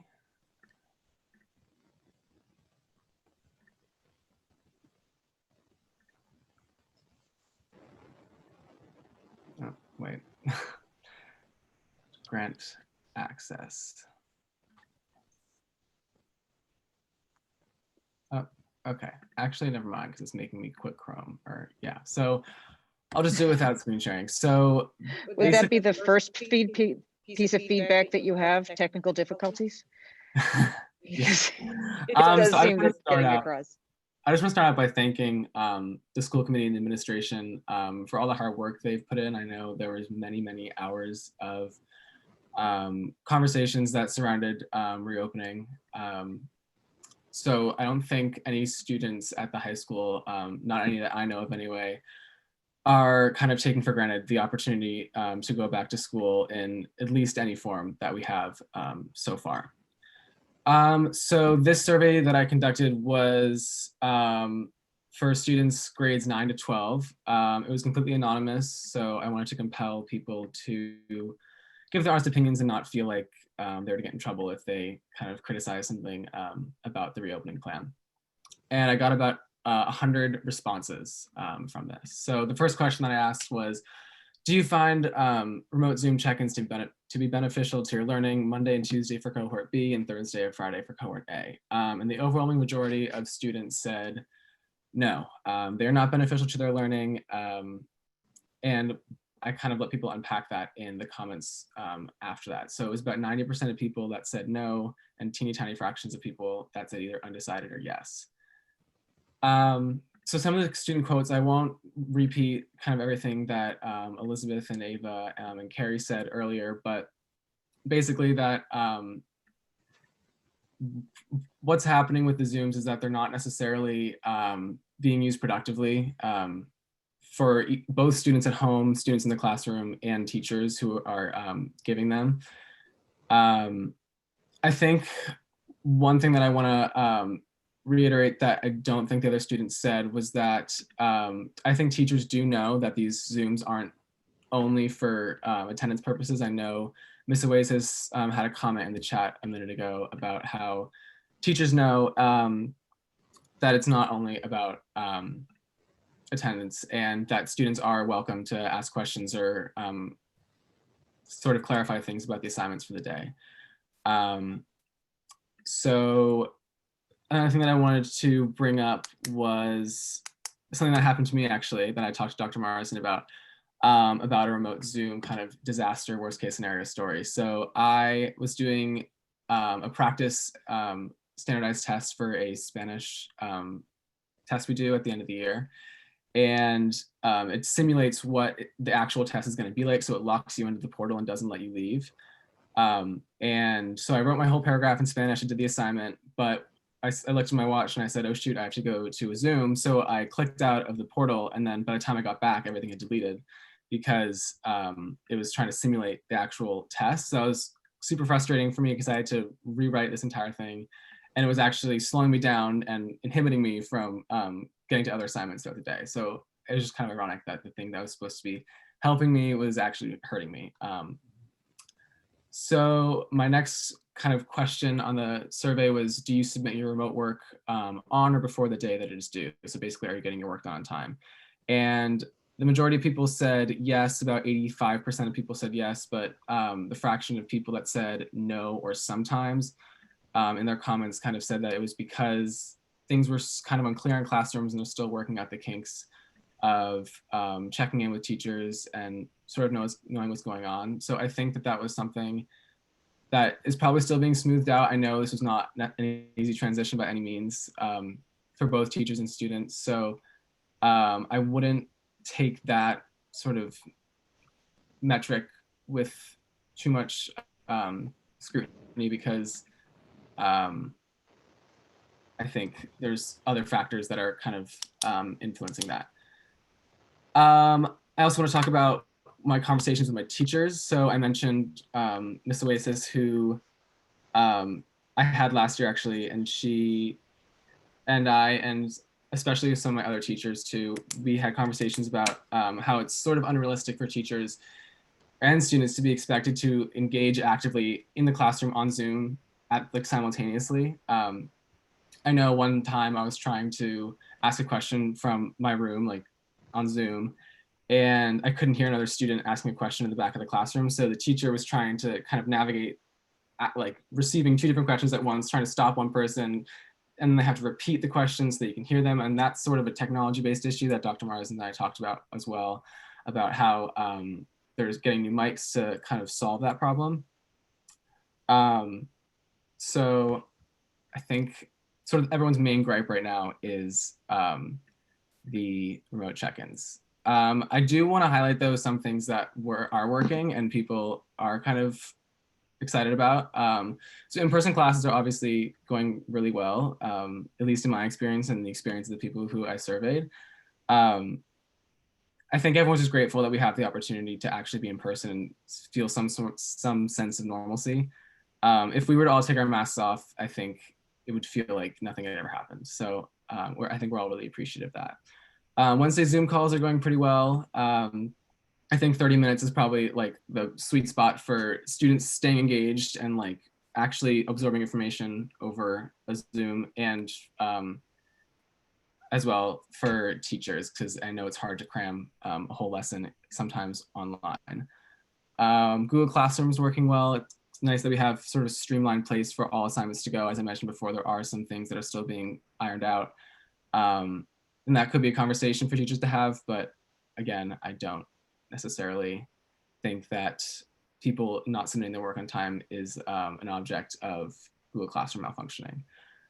And then finally, mask breaks. I think it's sort of this weird thing that like mask break is this, I remember I saw that in the schedule and I kind of laughed at it. But it is really nice to get to rip that mask off your face and like have a snack in the middle of the school day. It's almost like having lunch with your friends, like even though you're sitting far apart, you just get to have like that nice little break and like feel fresh air on your face. So the things that aren't working, kind of to summarize, the check-ins, obviously.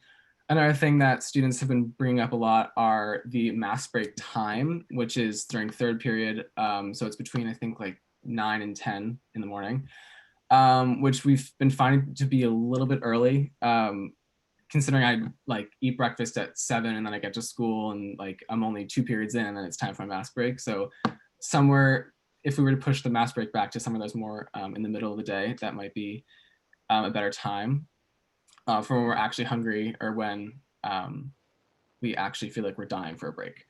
And then the last thing I want to bring up, because I know this is something that also has to be in discussion with the health protocols, but the classrooms get really cold. My first week of classes, it was 40 degrees out in the morning and we were all like zipped up, like shivering in the corners of the room. And I know that's a health concern. We have to have good air circulation. But I think at what point, I wonder at what point is it doing more harm than good? Like, are we weakening our immune systems and making ourselves more susceptible to contracting disease in the freezing cold? So that's something that is a little bit of a problem that is going to become more prevalent as it starts to get a little bit colder. And I was reading an article in the New York Times about the debate last night, actually, and how some scientists were laughing at the plexiglass dividers between the two candidates, because plexiglass dividers are what the CDC is saying and what health experts are saying now are really only effective when it comes to like splatter control. So unless the candidates are going to be spitting on each other, they weren't actually going to be doing anything. So you never know. I mean, but so I think like sort of the comedic device they were using in that was that duct taping an air vent or an air filter to the back of a box fan was more effective at stopping the virus from spreading than the splatter shields. So maybe something like that. It sounds kind of arbitrary and weird, but like if you just stick like a box fan with an air filter in it in the doorway of every classroom, kind of circulating fresh air, could be a solution. I'm obviously not a doctor or a scientist, but you know, something like that. So that's it. Thank you guys for your time. I know it's getting late, but. Thank you, Andrew. Stephen, do you have any comment on the box fan solution? Did he? Which is, I don't know. Yeah. it's entirely valuable. I would have to research that before commenting on. Considering the amount of money that we have spent on Michael, filters can we order and box fans right HVAC away, please? this year. I'm good with the HVAC. Yeah, thank you. I really appreciate that, Andrew, because it's so important to hear kind of how we have a vision of kind of what's happening from the outside, but we are not sitting in the classroom all day long. And of course, this will be different across all of our schools, but I appreciate the initiative so much. Yeah, of I taking that on.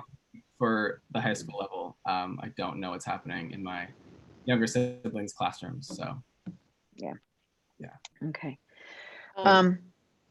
So Dr. Marston, do you have anything that you would like to say, or anybody else have any questions for Andrew right now, or kind of as we start to go into some of the comments that we've had on the Google Doc, and then we'll bring over the 3 or 4 people who said that they would like to comment. Well, I think one of the comments around, you know, what Dr. Marsden shared, and thank you again, Stephen, for sharing with us. You know, it is, we do need a plan to go back and I think that it's important that we continue to, as much as many of us are saying, it's not really impacting Medfield, there are people who are still extremely concerned. And I talked to a number of people over the last 2 weeks, and gave them scenarios. And I'll share that some parents, I said, would you be comfortable at 3 feet? You know, if we were to cut that down, because that's a hurdle. We can't, and busing. We need the regulations on busing to change. Those are 2 things that we have to tackle. And obviously we can decide together that 3 feet is enough, right, for our district, our school district. But then again, it's going to be up to how comfortable others feel about that in the community. And that was, and I guess the surprising piece to me was there was a large number of the percentage of people I talked to that was concerned about that. So, so I reiterate, it's an important item that we have to keep in consideration, and we do have an option. Some of those people could, you know, attend remotely, right? Of course.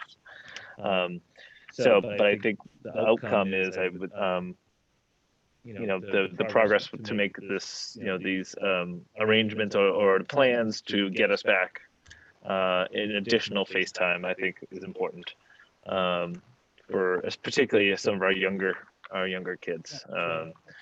You know, we all know the K and the 1s. This is really, really difficult, and so and it's time that's supposed to be extremely special time for them, and so I guess that's my final comment on. I'm sorry, I'm trying to go with like that 4 windows open on my computer right now. Okay, so I'm going to briefly, because I want to reassure people that we have spent a huge amount of time poring over your comments, and that we will continue to do so. Like I said, we are leaving this open through at least the weekend, and I'm very interested to hear your feedback after you've heard all of this tonight, and I appreciate all of you hanging in for as long as you have. And Dr. Marsden is right that most of the comments there's actually a wide range. Not everybody agrees that they would like to go back right away. But I do have to say that the number 1 first person who commented, all he said was, I'd really like to see us back full time. When is that going to happen? Which kind of made me laugh, because I completely understand that. But there are other parts to this. If the virus starts to get worse in Medfield, or there's a case at school, how will school community handle this? You're echoing. I wonder how I'm echoing. Does everybody have their mic off?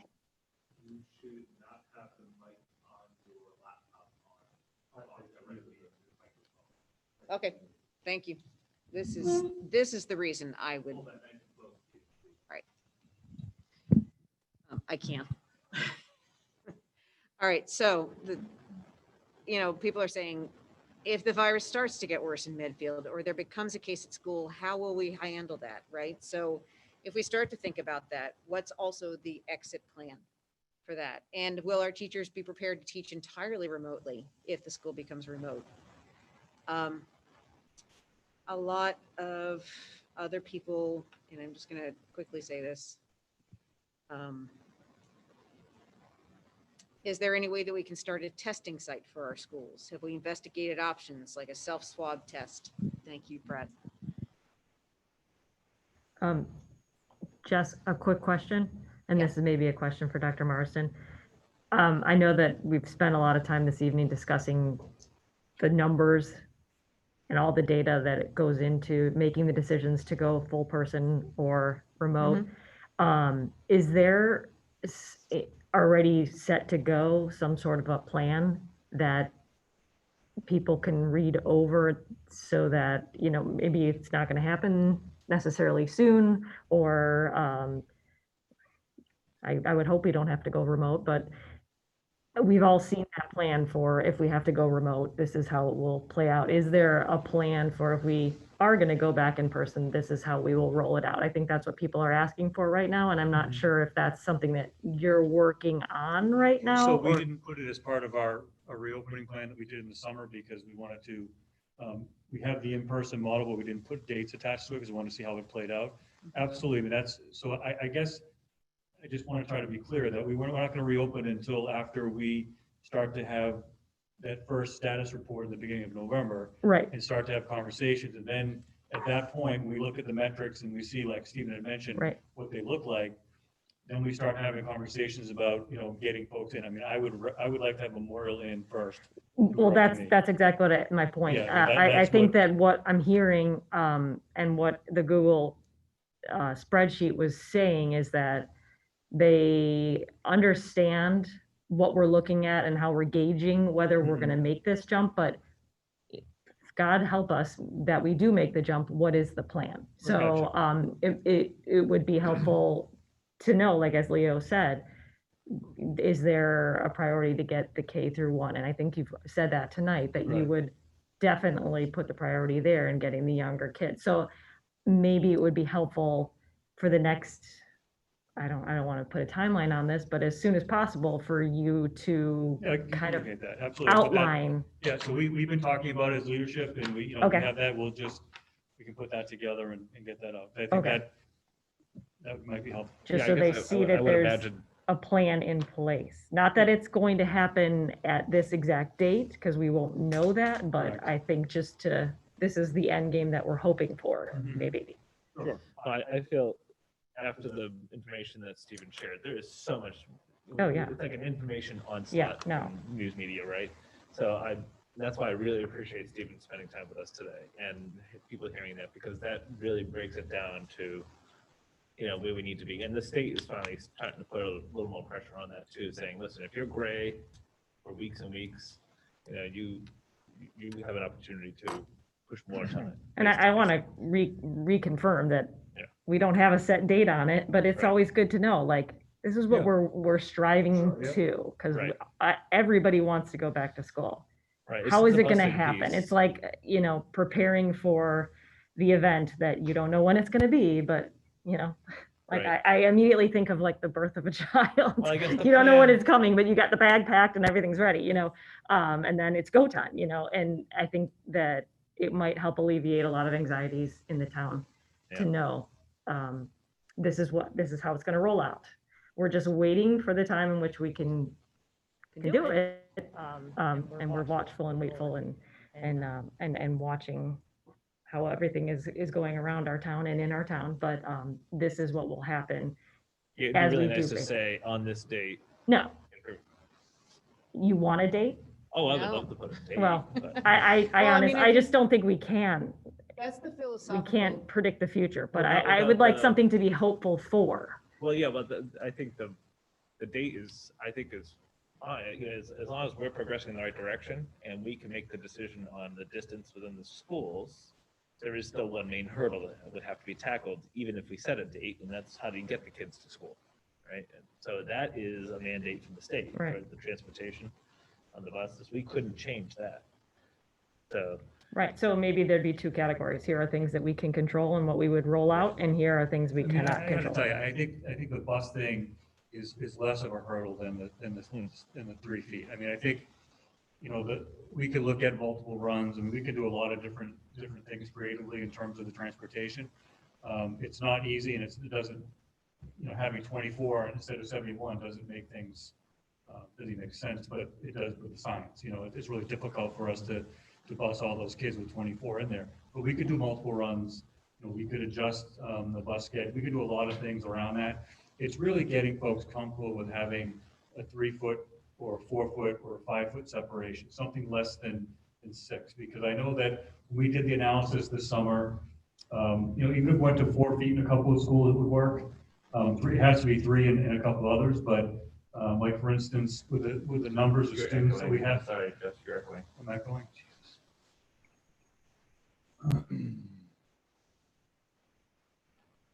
With the number of students that we have, let's say at Blake and the square footage there, we may be able to open up with 4 in Blake. That was the one that we had the most room because we had the less amount of students there in terms of the square footage. But it would be 3 most everywhere else, and just trying to get over that hump of comfortability for students, for teachers, for parents, for everyone involved, that is something that we can do. And I think that's what we have to, as Stephen mentioned, start to look at the data and see where people are at and what has changed in terms of studies or peer-reviewed studies or meta-analysis or something since the summer that we could look at and use that information, to our advantage. So I think that's where, to me, that's the biggest hurdle is the 6 to 3 and or below 6. So I know we have some plans for some thought. I know we have some plans for some thought Exchanges, yeah. exchanges Yeah. going out, and I think it would be important to find out about that comfortability, because that was a surpriser for me. I thought Yeah. people would be fine with 3 feet, and I may be, but I think it would be good to hear that feedback about that too, so that we know what the community is comfortable with as a whole as well. Yeah, if we remember the conversations in the summer, one of the things that Stephen and the Board of Health said that, your margin of error is really small when you have below 6 feet. Because we didn't know what the compliance was going to be like. We didn't know how kids are going to respond with a mask, how all the cleaning protocols are going to work. So 6 feet, made a lot of sense, and it still does in some cases. But I think now that we've seen it in action in the schools, we've seen the compliance, we've seen the mask wearing, the custodians have been outstanding with going around all day long with high touch areas, cleaning that all out. So that to me feels really good right now, which we didn't know about in the summer. Right. So I think those are the things that we have to consider going forward. So it's not just, looking at the numbers, but all the different factors that go into this and making sure that we can keep kids safe. So. Could you quickly clarify what you're talking about with the November date? Because I have all of a sudden seen people on the chat, although we are not answering questions from the chat right now. I just want to let you know, if you have questions or things that you need to know, please put them into the Google Doc, and perhaps tomorrow we can send that out again if people would like to Sure. just be able to find that again. Yeah. But I want to make sure that we get through these discussions tonight. But could you quickly discuss the November date that we were talking about? That's essentially 6 weeks into school. Right. So that was, that came out of the conversation that Steve and I had on Tuesday. So he thought that would be a really good time to start looking at the data again, to see how many consecutive weeks we could get in a certain area, hopefully gray, maybe a green, but keeping gray all the way. And we interchange gray and white. Right. It's the stoplight, some say white, some say gray. So I just don't want to confuse people that, Stevens had white, some say gray. It's really the same thing. It's just trying to get into that zone for multiple weeks and taking a look at other metrics, as he had mentioned, the towns around us, Norfolk County, all that information, but getting a good dose of, 3-4 weeks of data to start looking at it, so that, we both felt comfortable that the first week in November was a good time to check that. So let's, just wanted to make sure that we didn't all think that we were going back in November, but that's something that was our period of time that we are looking at to be able to really understand how transmission happens once we have school open. Or, have it within the hybrid. So, Jess, the other area that I think jumps off the page just from the feedback is the meaningful learning during the off days. And whether it's scheduling or, just watching our Right. kids. And I think, Jeff, it would be helpful to talk about how are you guys thinking about that? Because, whether or not we go back later in the year, that might be outside our control. This, as this is going on, do we see the meaningful learning trend going up? Because at least the noise level on it is definitely going up. So I think it is, part of that is it's great for us to get the feedback from the town, but I think it's also great for us to then say, hey, how are we thinking about that? So what are we thinking about so it can improve? okay. So I think at this point, if we're going to bring a couple of people over. If you asked to speak previously on the forum, and I know your names, and you have decided not to because you feel as though we have at least been able to speak to you about where we're going with this, feel free to wave us off on the chat. But lacking that, let me look at our participants and see. One of the people that asked initially is Kelly Wysocki.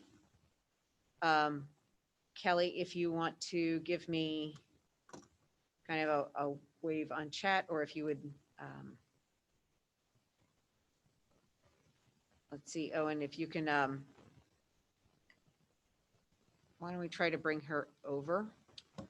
She just put on there, I'm good, I don't I'm need the good. chat. Okay, great, thanks. Sometimes my chat updates and sometimes yours does, so I don't know. The next person is Lauren Liliagren, who wanted to speak.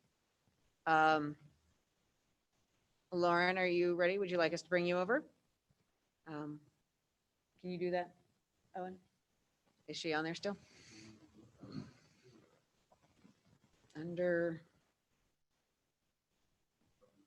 It takes a while to get to the, Yeah, I don't see her either. I don't see her, so I assume that she has left, but if Lauren, if you were there, please let me know. Are you guys able to see a comment from her saying she's here? Okay.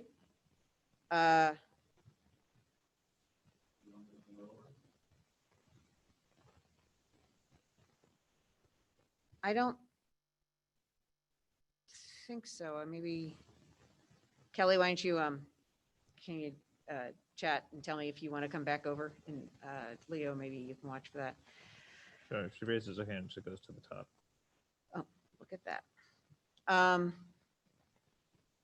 Why don't we have, since Lauren is gone, why don't we bring Kaylin Caskey over? Kaylin, are you still here? I know it's been a long night, guys. It's been long for us too. So Kaylin looks like she is there. Oh, and Kelly says, sorry, she didn't mean to raise her hand. No problem. So can we bring Kaylin Caskey over? Thanks.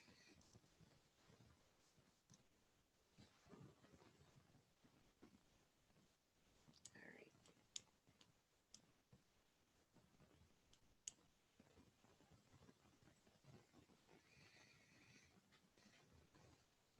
Is she over? I have her. Can we unmute her?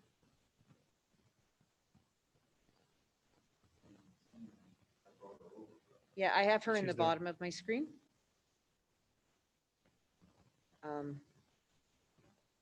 Kaylin, can you turn your video and mic on? Okay, Kaylin, if we're just missing you for some reason. Unmuted. Oh, are you there? I'm here. Oh, Hello there, Can, Ellen, and it seems as though we have Steve too. yes. Welcome. Can Steve do the talking, or does he have to be under his own? No, Steve can do the talking. We do have, especially because it is so late, and I said this initially that we're gonna have a. Oh, you have to, 3-minute your limit. hat. She's putting Okay. your hat. That's okay. Okay, perfect. So just because I already clicked under as IMSRC. Oh, I didn't know who that person was. Thank you. This clears So- things up. So just to start off, as a proponent of transparency and open forums, I was disappointed in the fact that the last school committee meeting, questions and conversations were shut down. And instead of continuing another meeting ASAP to address these questions of concern, the committee decided to wait Steve? almost 3 weeks to tackle these.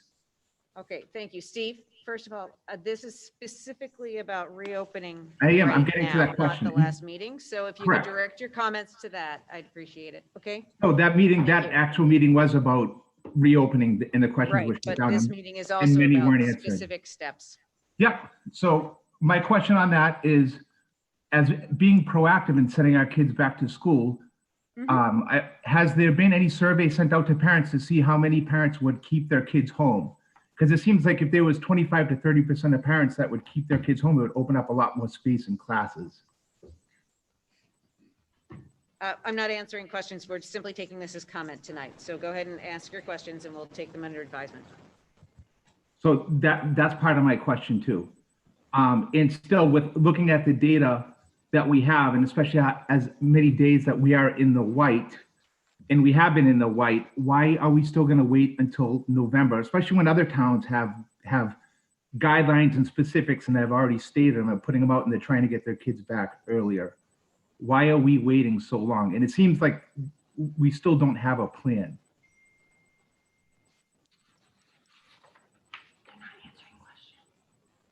So my comment would be, I would like to see a survey go out to the families of all the kids in town to see how many would keep their kids home, because it would seem like it would open up a lot.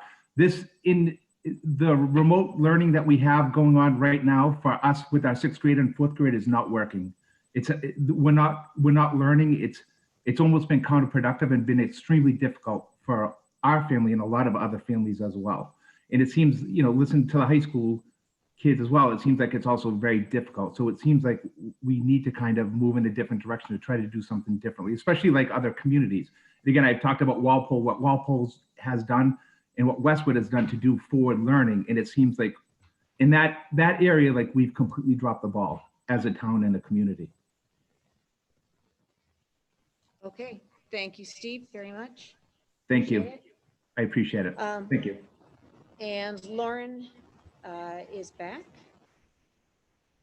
and would like to come over. Lauren, can you raise your hand so we can find you quickly? All you have to do is click. And there she is. She's at the top. You want to bring her over?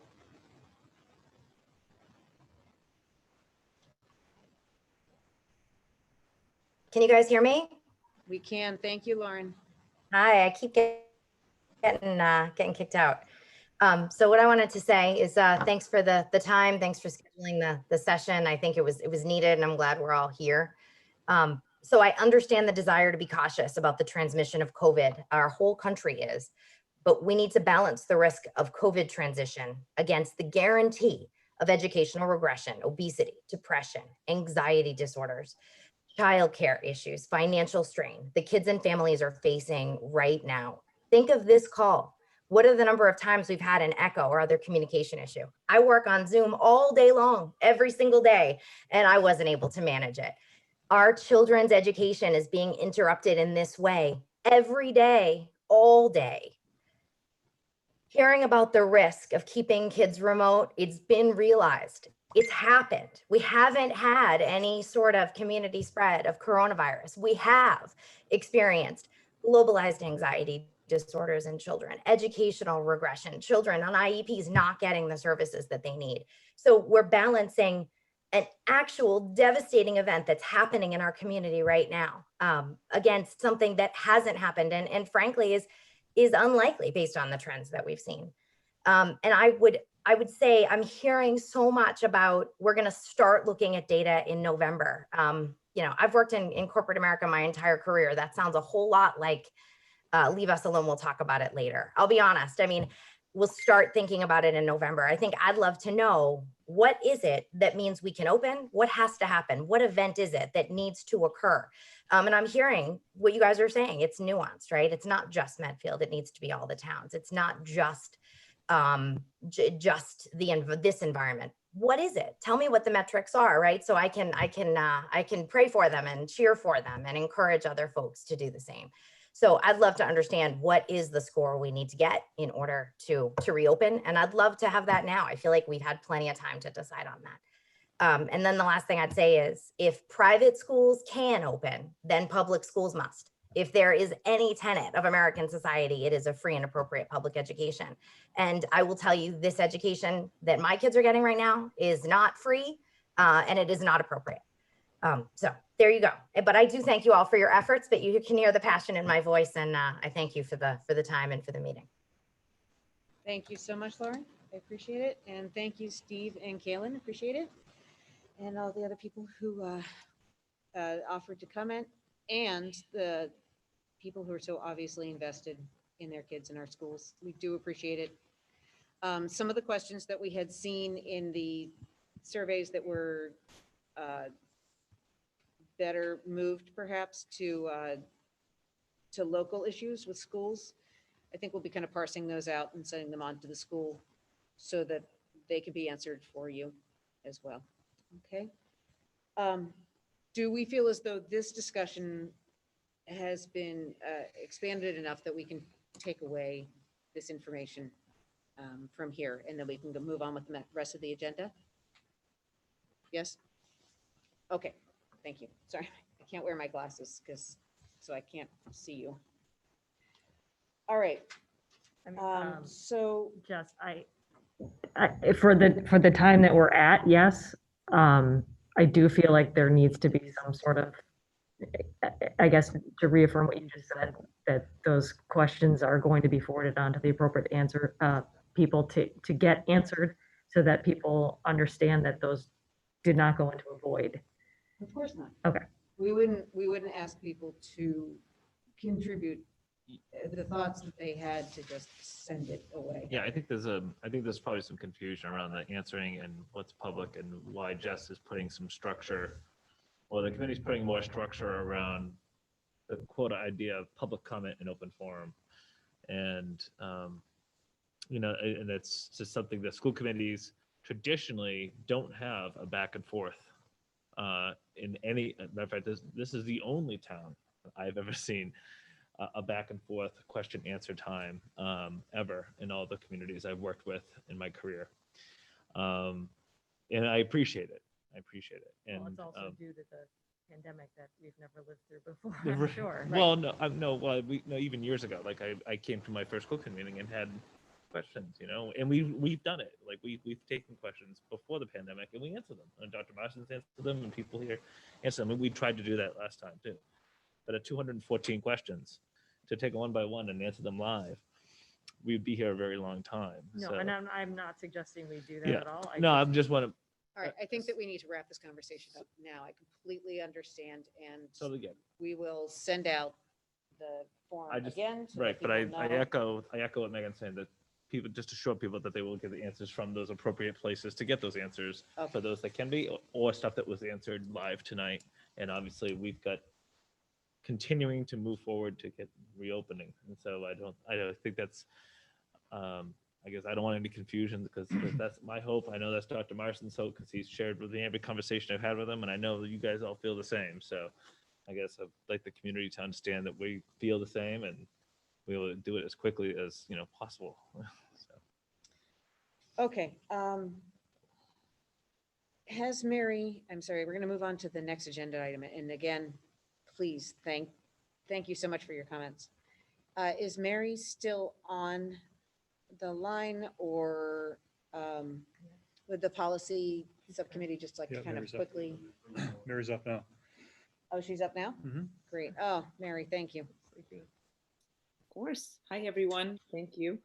So we met as a policy subcommittee the other day with both Megan and Tim Thank you both for taking the time.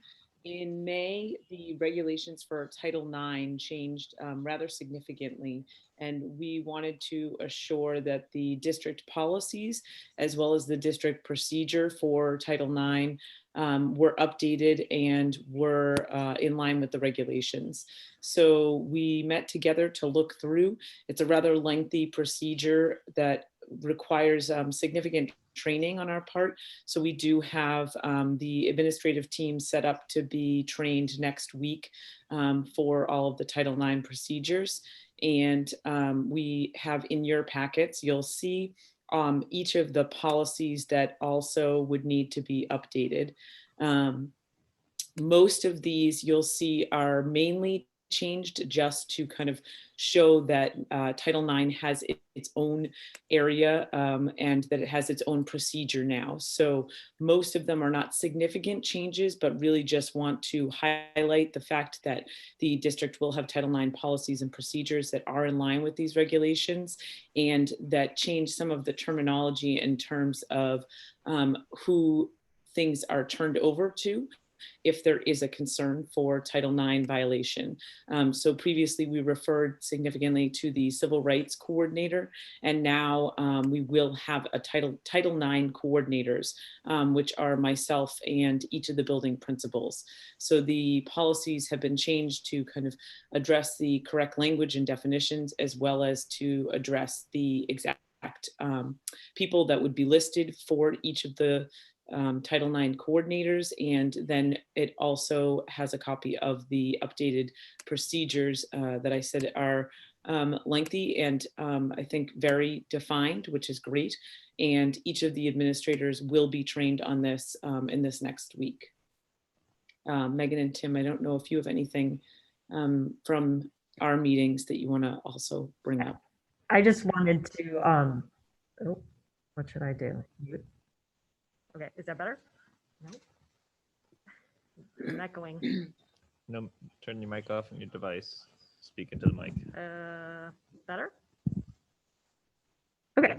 Am I assuming, since you've already planned the training, that your discussions with Dr. Marson, we're allowed this evening to okay the procedure part, since it doesn't need 2 readings? Correct. Okay. All right. That's all I wanted to clarify then. Tim, did you have anything? No, we spent a great deal of time going through it. The process is extensive. We have to start going on it. Right. The review of the docs should be relatively. If it feels a lot like Groundhog Day, you'll remember Mary had brought these to us, I believe, last year. Yeah. And we had revised all of them. We had done some training with the entire leadership team and did all that work. And then it changed again in May. So that's why we need to update these. Yes. Okay, so we will, we have no need to have any action on that tonight. We simply submit it for our first review, right? Well, I think we do need to vote on the procedure. So you can, you don't have to because they're procedures, not policy, but you could definitely Oh, okay. can to endorse them if you want to. I happily endorse it. All right, so would you like to vote on the endorsement, or? I would, and I'm not trying to disagree. I think it's appropriate to move forward with the training and what Mary described, but I'd rather do it as a block.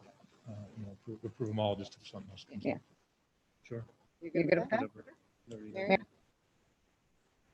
Okay. All right, so we're going to move on to the next agenda item, which is fiscal year 20 closeout. With Michael? So I just wanted to officially say that we submitted our end of year report, which is the fiscal year 20 closeout to DESE on October 1st. They extended the deadline this year to October 16th due to COVID-19. Our submission was October 1st. That was signed by the chair of the school committee and the superintendent and the town accountant. So this year, the end of year report also, like every other year, included our grants, our revolving accounts, any gifts that were made to the districts that were approved by the school committee, and then our operational budget. And I can say that that has been submitted and will be audited in the next few months. Thank you. I just want to thank Michael for all his hard work on that Oh. in the midst of everything else we're working on. It was nice that Desi gave us an extension, but Michael still did it before the extension, so I really appreciate his hard work on that. Thank you, Michael. Thank you. Madam Chair, I was wondering if you could, if you wouldn't mind, jump down to old business to the diversity, equity, inclusion. Oh, let's do Just to it. talk about the Medfield educators for racial justice, only because I know we have folks on wanting to talk and we're at 10 o'clock right now. So I if we know. could, It's, if we could jump down so they could hop off. and actually, why don't we table the mascot task force because we're gonna vote on another meeting. I don't see that taking place. I think Sure. that that's not as temporal as the. But I know Nat, Medfield educators. Nat was on. I just looked and he still seems to He's be still on, there? so. Okay, Mhm. good. So actually, can you bring that over? Thank you. Thank you, Nat.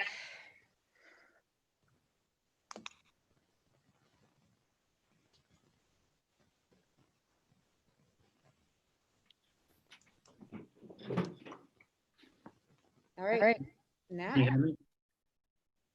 Yes. Can you I hear know me it's- okay? I know it's well beyond your bedtime, Nat, so I wanted to get you on here. That it is, Jeff. Thank you. About an hour and a half past my bedtime, so thanks. Mine too. I hear you.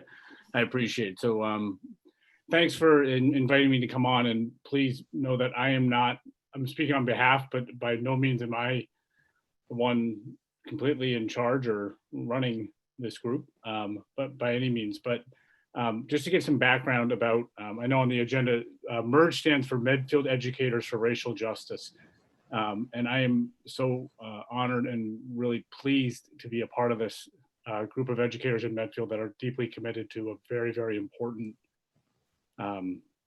work. I mean, to put it lightly, and I feel like I'm fumbling with words, but it's an incredibly important work for our students in our community. And I'm really glad to be a part of it. Just to give some background about how the group of educators have kind of come together. About 2 years ago, in the spring of 2018, Jamil Adams, who's the Dean of Students at Brandeis University, came and did some professional development with our staff at Blake. It was on that extended professional afternoon. And I'll say, I think that was my 20th year in Medfield. And that was the first time as an educator that I've ever been a part of professionally talking about race and racism. And it was a real powerful experience. And I'll say not easy discussions, not easy work at all. And we knew it would be that way. And I'm proud of how our staff at Blake really engaged in that. And Dr. Marsden came for the presentation and really important work. And we knew that we had to keep talking about it. And we also knew through work with our students, Matt Morangi, who's one of our guidance counselors, has had an affinity group for students who identify as Black for about 4 or 5 years. And really, it was important hearing from our students of just what we've really come to realize through the articles that came through this summer, and a lot of data that we know from our surveys of our students who do not identify as white,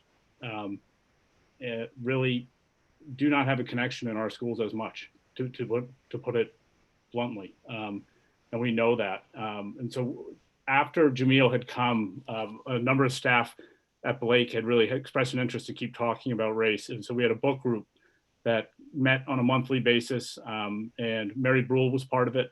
And some others across the district had joined. Unfortunately, because we met right after school, it was hard to get educators from other schools part of it. And we read, and I just made some notes, read So You Want to Talk About Race, also Waking Up White over the last 2 years. And then this past spring, with the horrific events that have happened in late May and early June, we just created a Zoom call for anyone across the district that just wanted to talk, just to check in. And it was very well attended. I think about 70 educators across the district, pre-K through 12, were on the call, just talking and realizing we need to do some more work and to really talk, so create a space and some action. So at that point, that group met on a bi-weekly basis throughout the summer. And we started to read How to Be an Anti-Racist by Dr. Ibram Kendi. And really just talking about, on a bi-weekly basis, about where we are at as educators and what we feel the impetus to talk about all these issues that are incredibly important. And then the timing in August of, it was actually the same date that the school committee voted about the mascot. That same day was when the article in the Hometown Weekly came out. And I mean, Jeff and I spoke that afternoon. Neither of us knew that the article was coming. And it was raw to read. I will say, as the principal of the middle school, I knew about, I think, every incident that the students were referencing.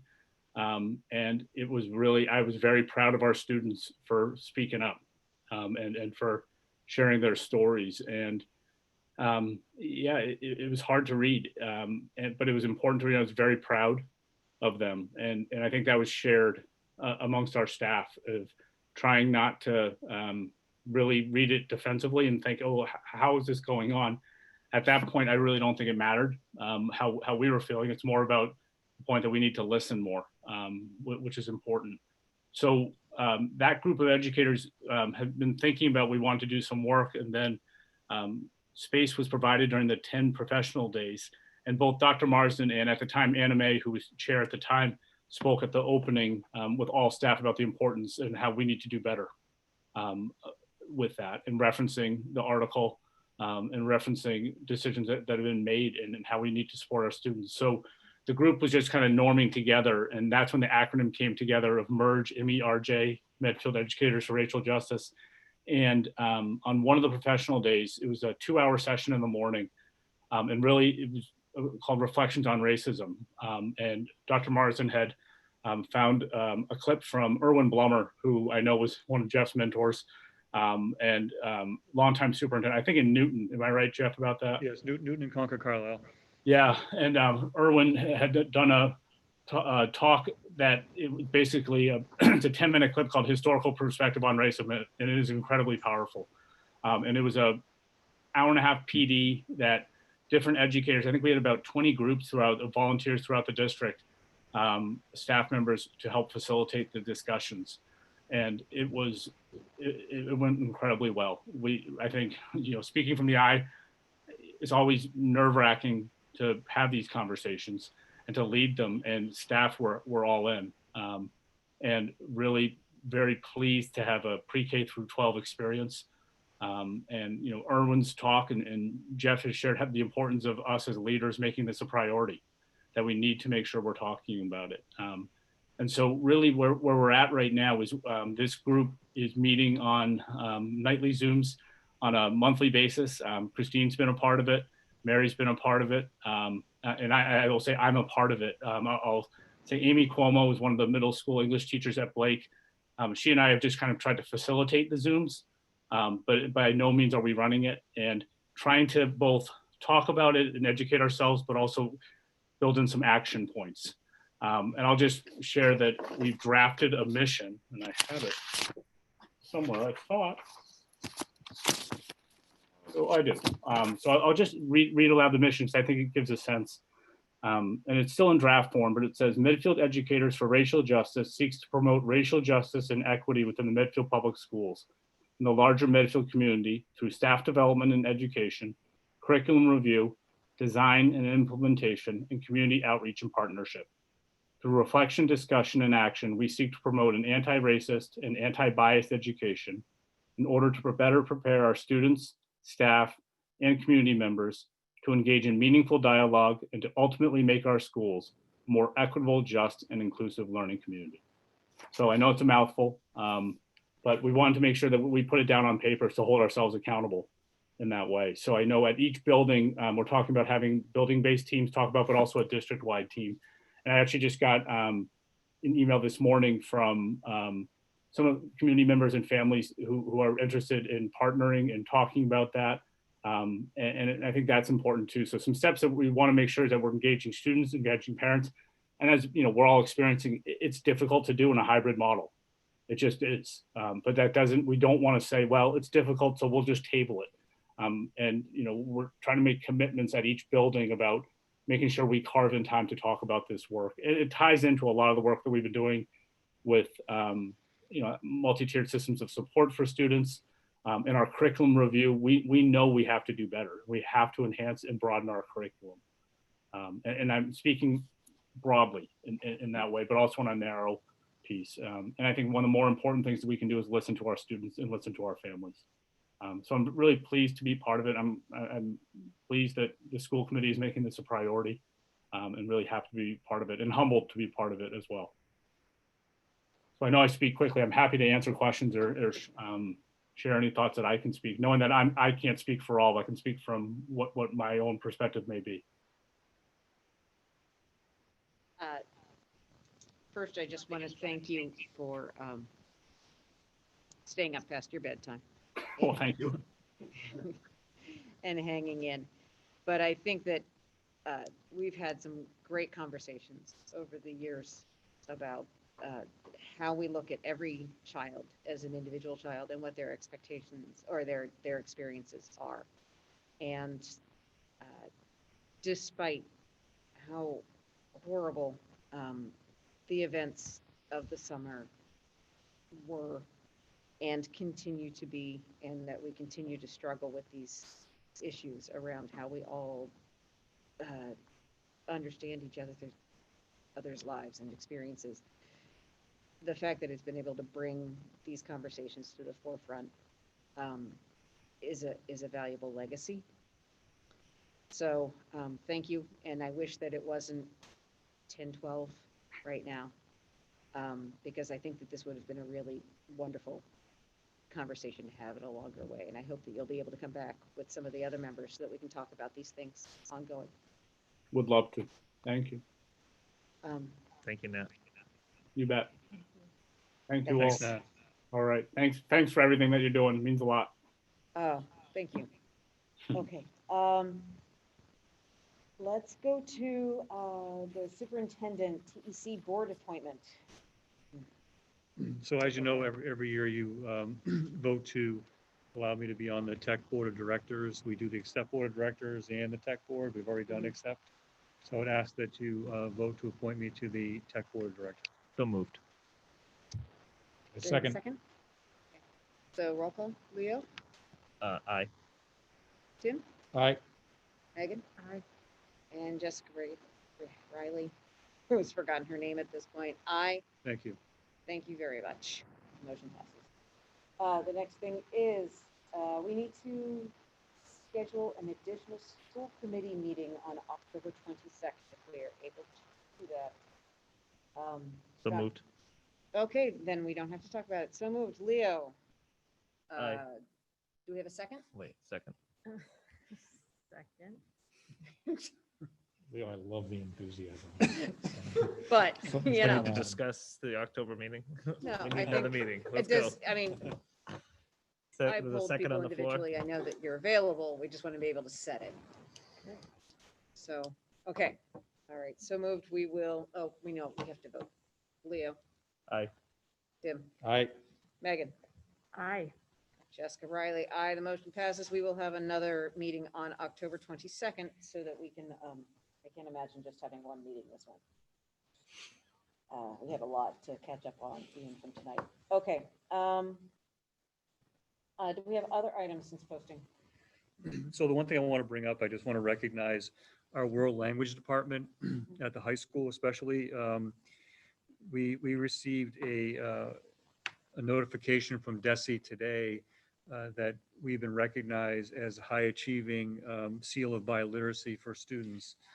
So we were at number 5 in the state, and there were only, I think, maybe 15 or so that were top, that were even named as highest achieving. So I just want to, I know this has been something that Ellen Tubman has been working hard on, and our whole staff, and just our kids obviously working really hard on that as well. But I want to just represent, I think that we could probably schedule in a future meeting, maybe have Ellen come and talk a little bit about it. She and I were at the World Language Teachers Conference, the state conference last year, talking about a seal of biliteracy, and we were just starting out with that.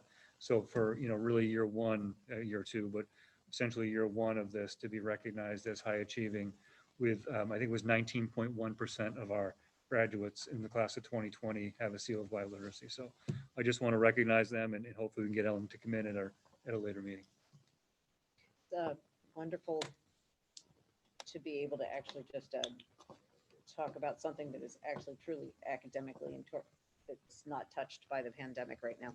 So congratulations. Okay, so we are going to go to old business, which might be the oldest business around at this point. We need to have any additional comments on the second reading of the Educational Stability Policy Review, or we can simply go to a vote.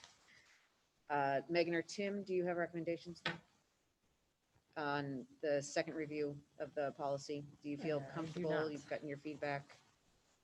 And I've certainly, I mean, we've read it at this point. Okay, just making sure. Okay, so do I have a motion to approve the Educational Stability Policy Review? So moved. Megan, Second. Leo second.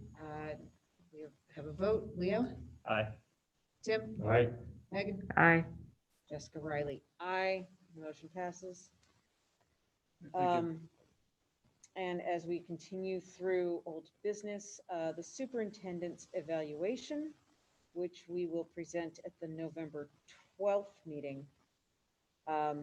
Jeff, do you want to talk about that? I think that we were going to push off the individual submissions for you guys until a week past the time that Jeff is able to give us his kind of packet around that, which you said you would do next. Yeah, next week. Mhm. Okay.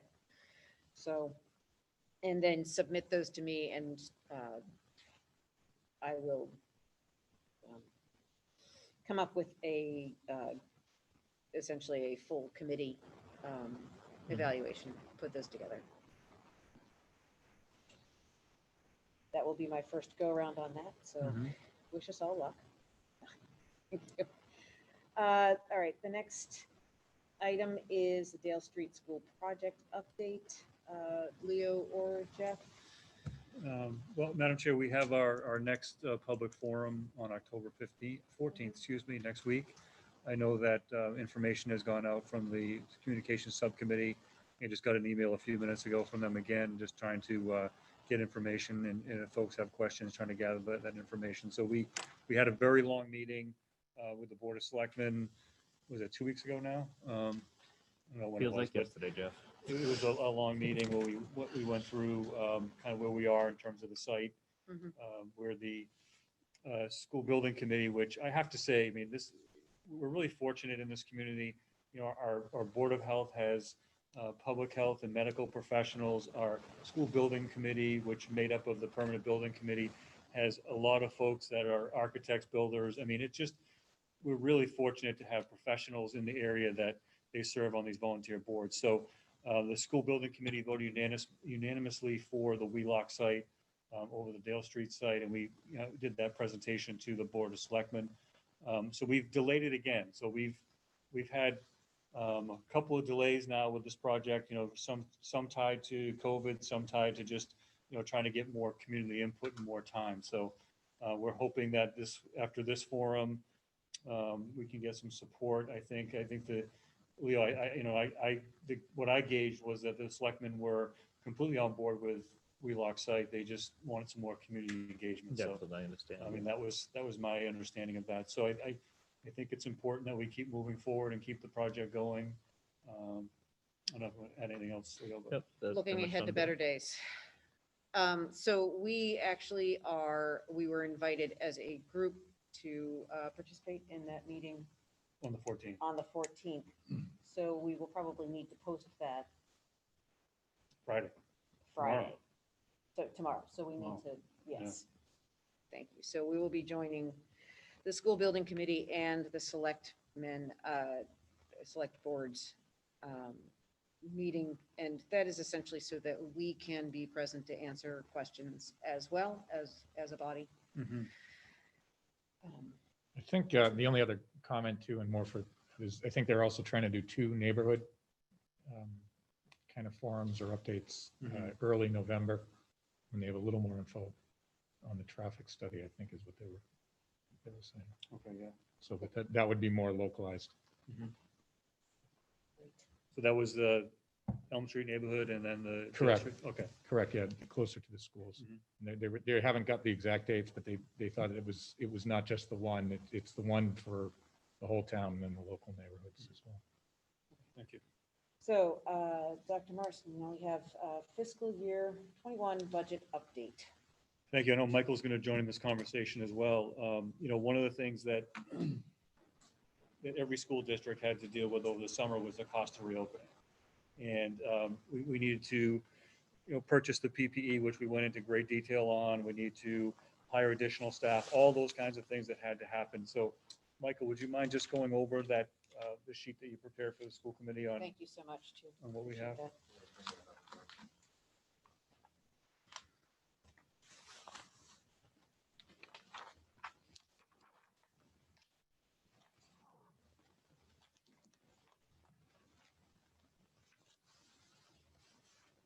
I think what Michael shared with you gives you a really good sense of where the money came from as well. So we have, the grant that we got from the state regarding the $225 per student. We have the CARES Act that we share with the town. We have operating budget. So there's multiple sources, but there was a lot of purchasing that went in to get us open in September.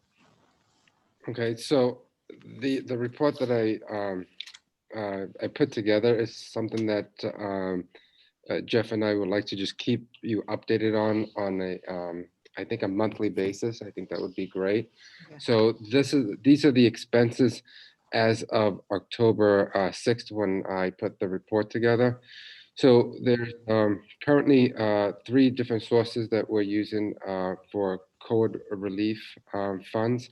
One is the reopening grant, which we received $565,425. The second funding source is the CARES Act, which was, I believe, 1.2 million that the town received, and then the other bucket is our operational budget.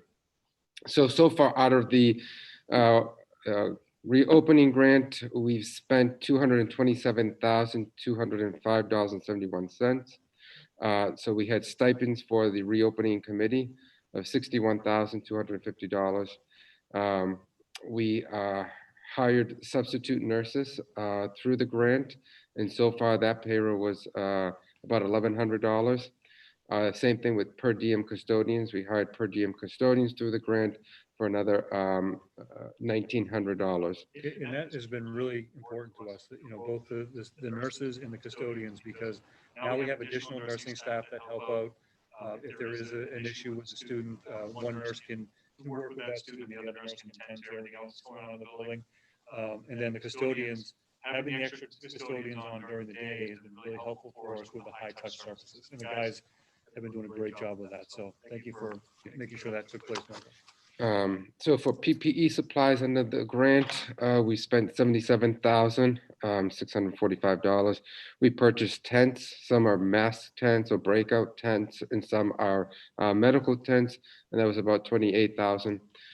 Desk dividers for the elementary students, $9,500, and then air purifiers for $47,275. And that was where I got the total of $227,205. So the air purifiers, you remember, were the ones that we placed in schools without HVAC.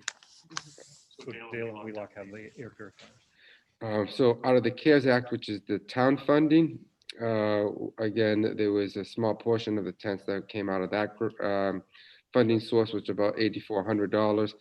PPE for out of that funding source was approximately $20,000.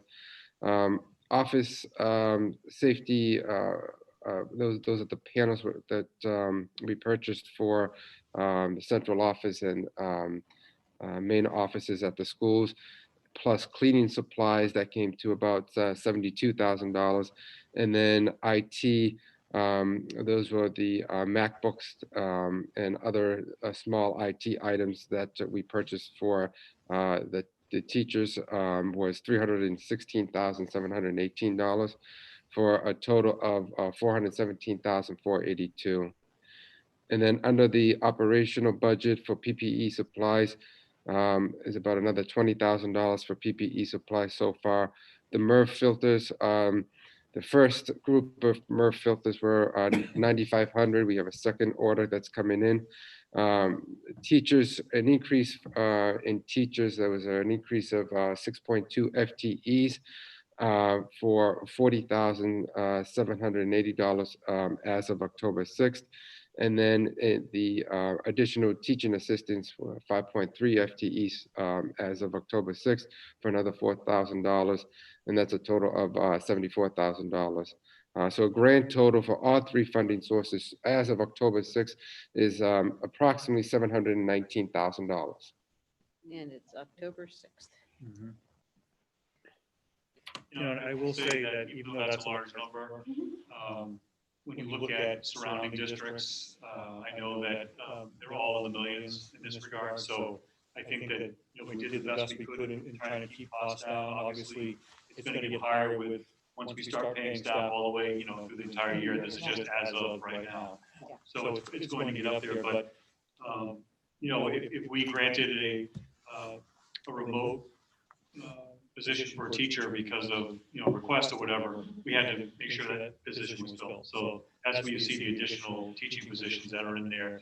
And then I had, excuse me, wanted to get additional teaching assistants at every building. Number one, to help out in the day-to-day, but also to be a permanent sub within those buildings as well, because we don't want to cross-contaminate. So have someone in there all the time that's working with the staff instead of just having a day person come in or come out. You can't imagine how difficult that was to hire that staff. So we're working on that. I know that we were not at the full amount, but we hired a few more this week. One of the things that we did is instead of making them full-time, try to do a 0.4, so having folks work just a couple of days, try to encourage people to come in, and we've been able to do that as well. So just need a lot of hands on deck with this model, especially the younger grades. Even though we have a lot of hands on deck, you still need more. For instance, if we're, you know, we have a teacher teaching remotely but live streaming in at the high school level, there has to be an adult in the room, so we have to hire people to do that. So, you know, all those things cost money, and we've done a really good job at this point to try to balance that. But I'm sure there'll be more costs as we continue to move forward. But I think that's right. Like every month we'll do a report, and I'd probably do it on a spreadsheet to, you know, that compares it as well. Correct. So we'll just do it, you know, side by side. Yeah. And then I just want to emphasize that it is critical that we do talk to the selectmen at this time about the additional Chapter 70 funding, anywhere between $500,000 to $600,000, because we will be incurring operational costs that we need to defer. Correct. We talked about that before, the loss of revenue with, you know, full decay, and so that's going to be an issue for us without the additional Chapter 70. And that's money that goes directly to the town, although it's supposed to be It's earmarked slated for to schools. reimburse. It's earmarked just for schools. So Chapter 70, unless you're a regional district, it goes right to your town. That's earmarked for schools from the state. So Michael, what as a school committee can we do to help resolve that? So I believe that the chair of the warrant committee reached out to us and would like to set a meeting up with us. And I think our first discussion should be the Chapter 70 funding. And that's between, again, the warrant committee and the selectmen and the school committee. And maybe we should have a meeting with, you know, all three boards just to discuss the Chapter 70 to get through the fiscal year 21 before we discuss any fiscal year 22, you know, funding. So I think this is more important at this time. My other question would be, obviously the 220 per student was pretty straightforward. It's 220 or 225 per student. The CARES Act gets a little more dicey since it's a shared kind of a grant. How are you guys balancing the amount the schools are using versus the town? You know, do you have a shared spreadsheet or something, or how does that work out? I'm just.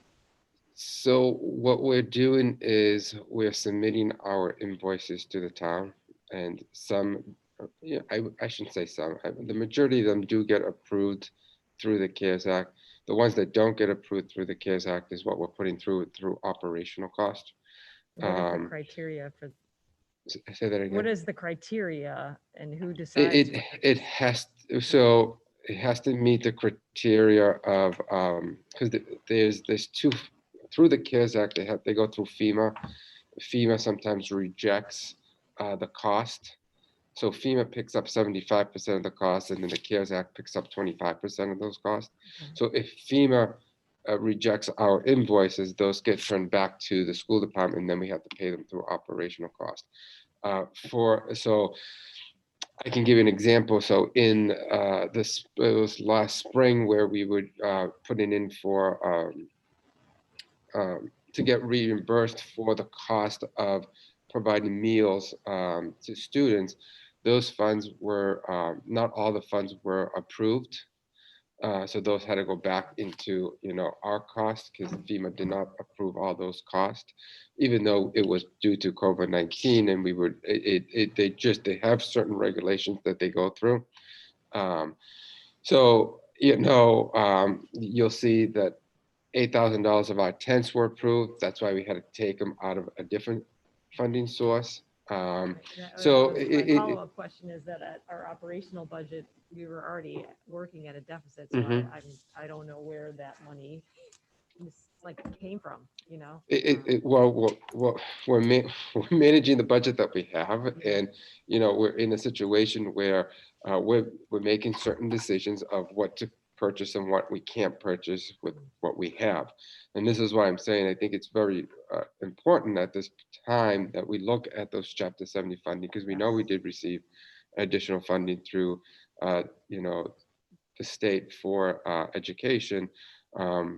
Majority of that's going to go back into payroll, but those are discussions that we need to continue to have, on a monthly basis. I think, again, we should have a meeting with the warrant committee and the selectmen to discuss those funding, because we're heading only into November, and you can see that those costs are already pretty high.